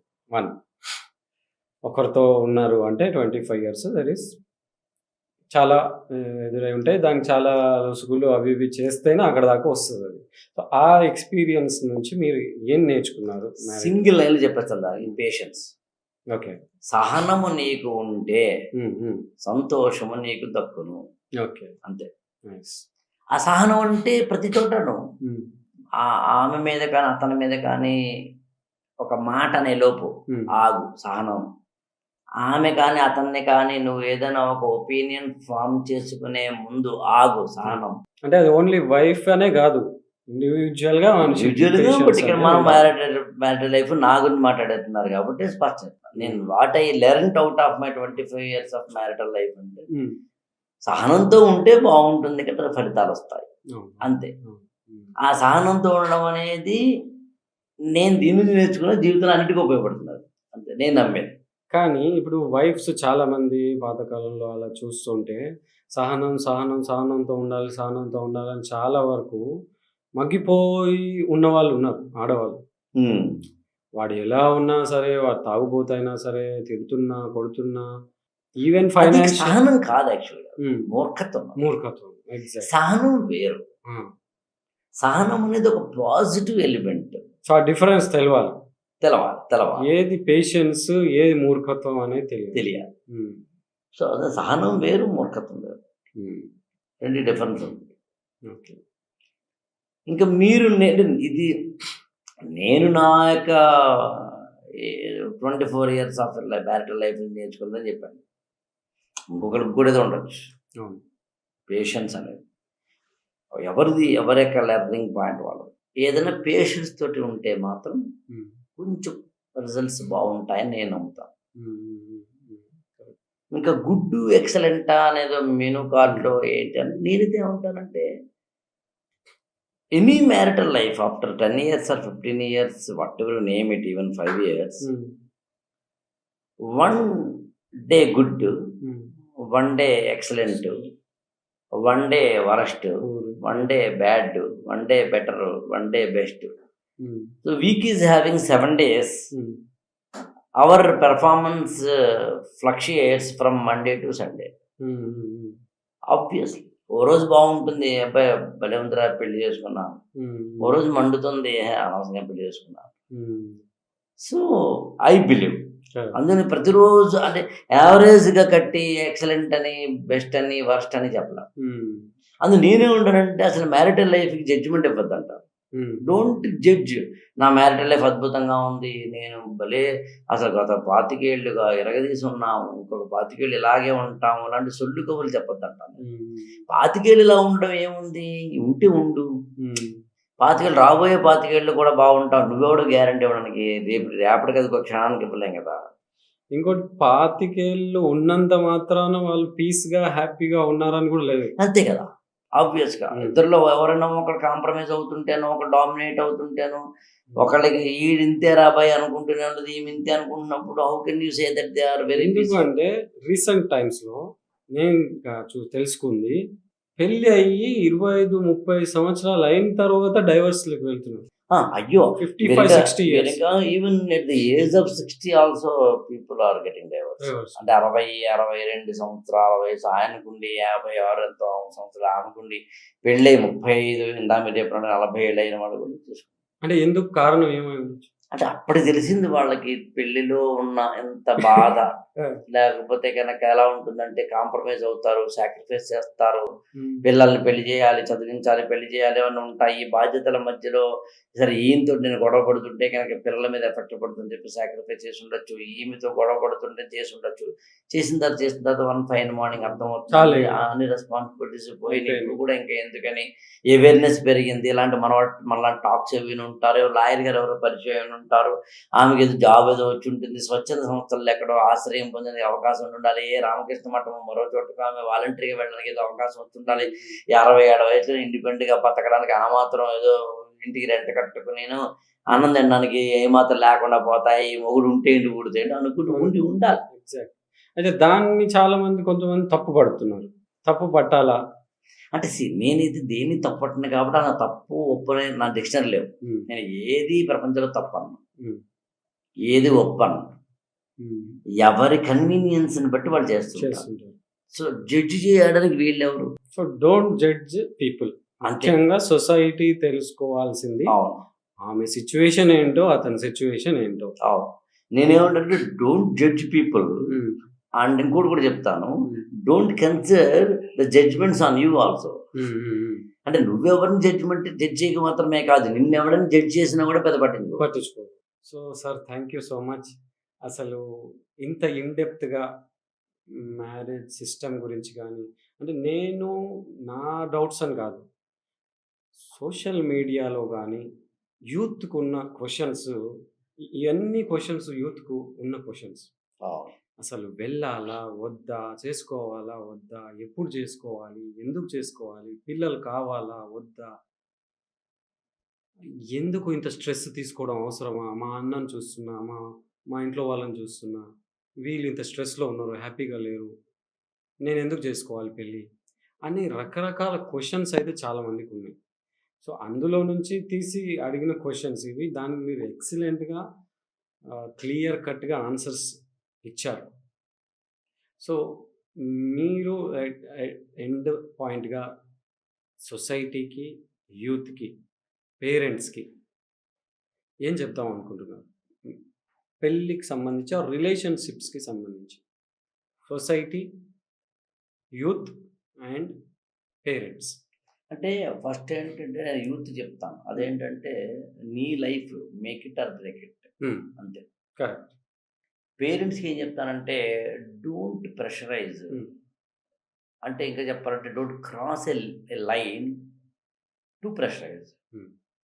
Society ఎలా మారిపోయిందంటే సొసైటీకి మనం ఏం చెప్పచ్చు, మనం చెప్తే వినేలా కూడా లేదు, వినే సొసైటీ కాదు, వినాల్సిన అవసరం కూడా లేదు అని చెప్పి సొసైటీకి పెద్దగా చెప్పాల్సిన అవసరం లేదు. So youth first of all సొసైటీని పట్టించుకోకండి అలా అంటలేదు నేను, సొసైటీని పట్టించుకోవద్దంటలేదు యూత్.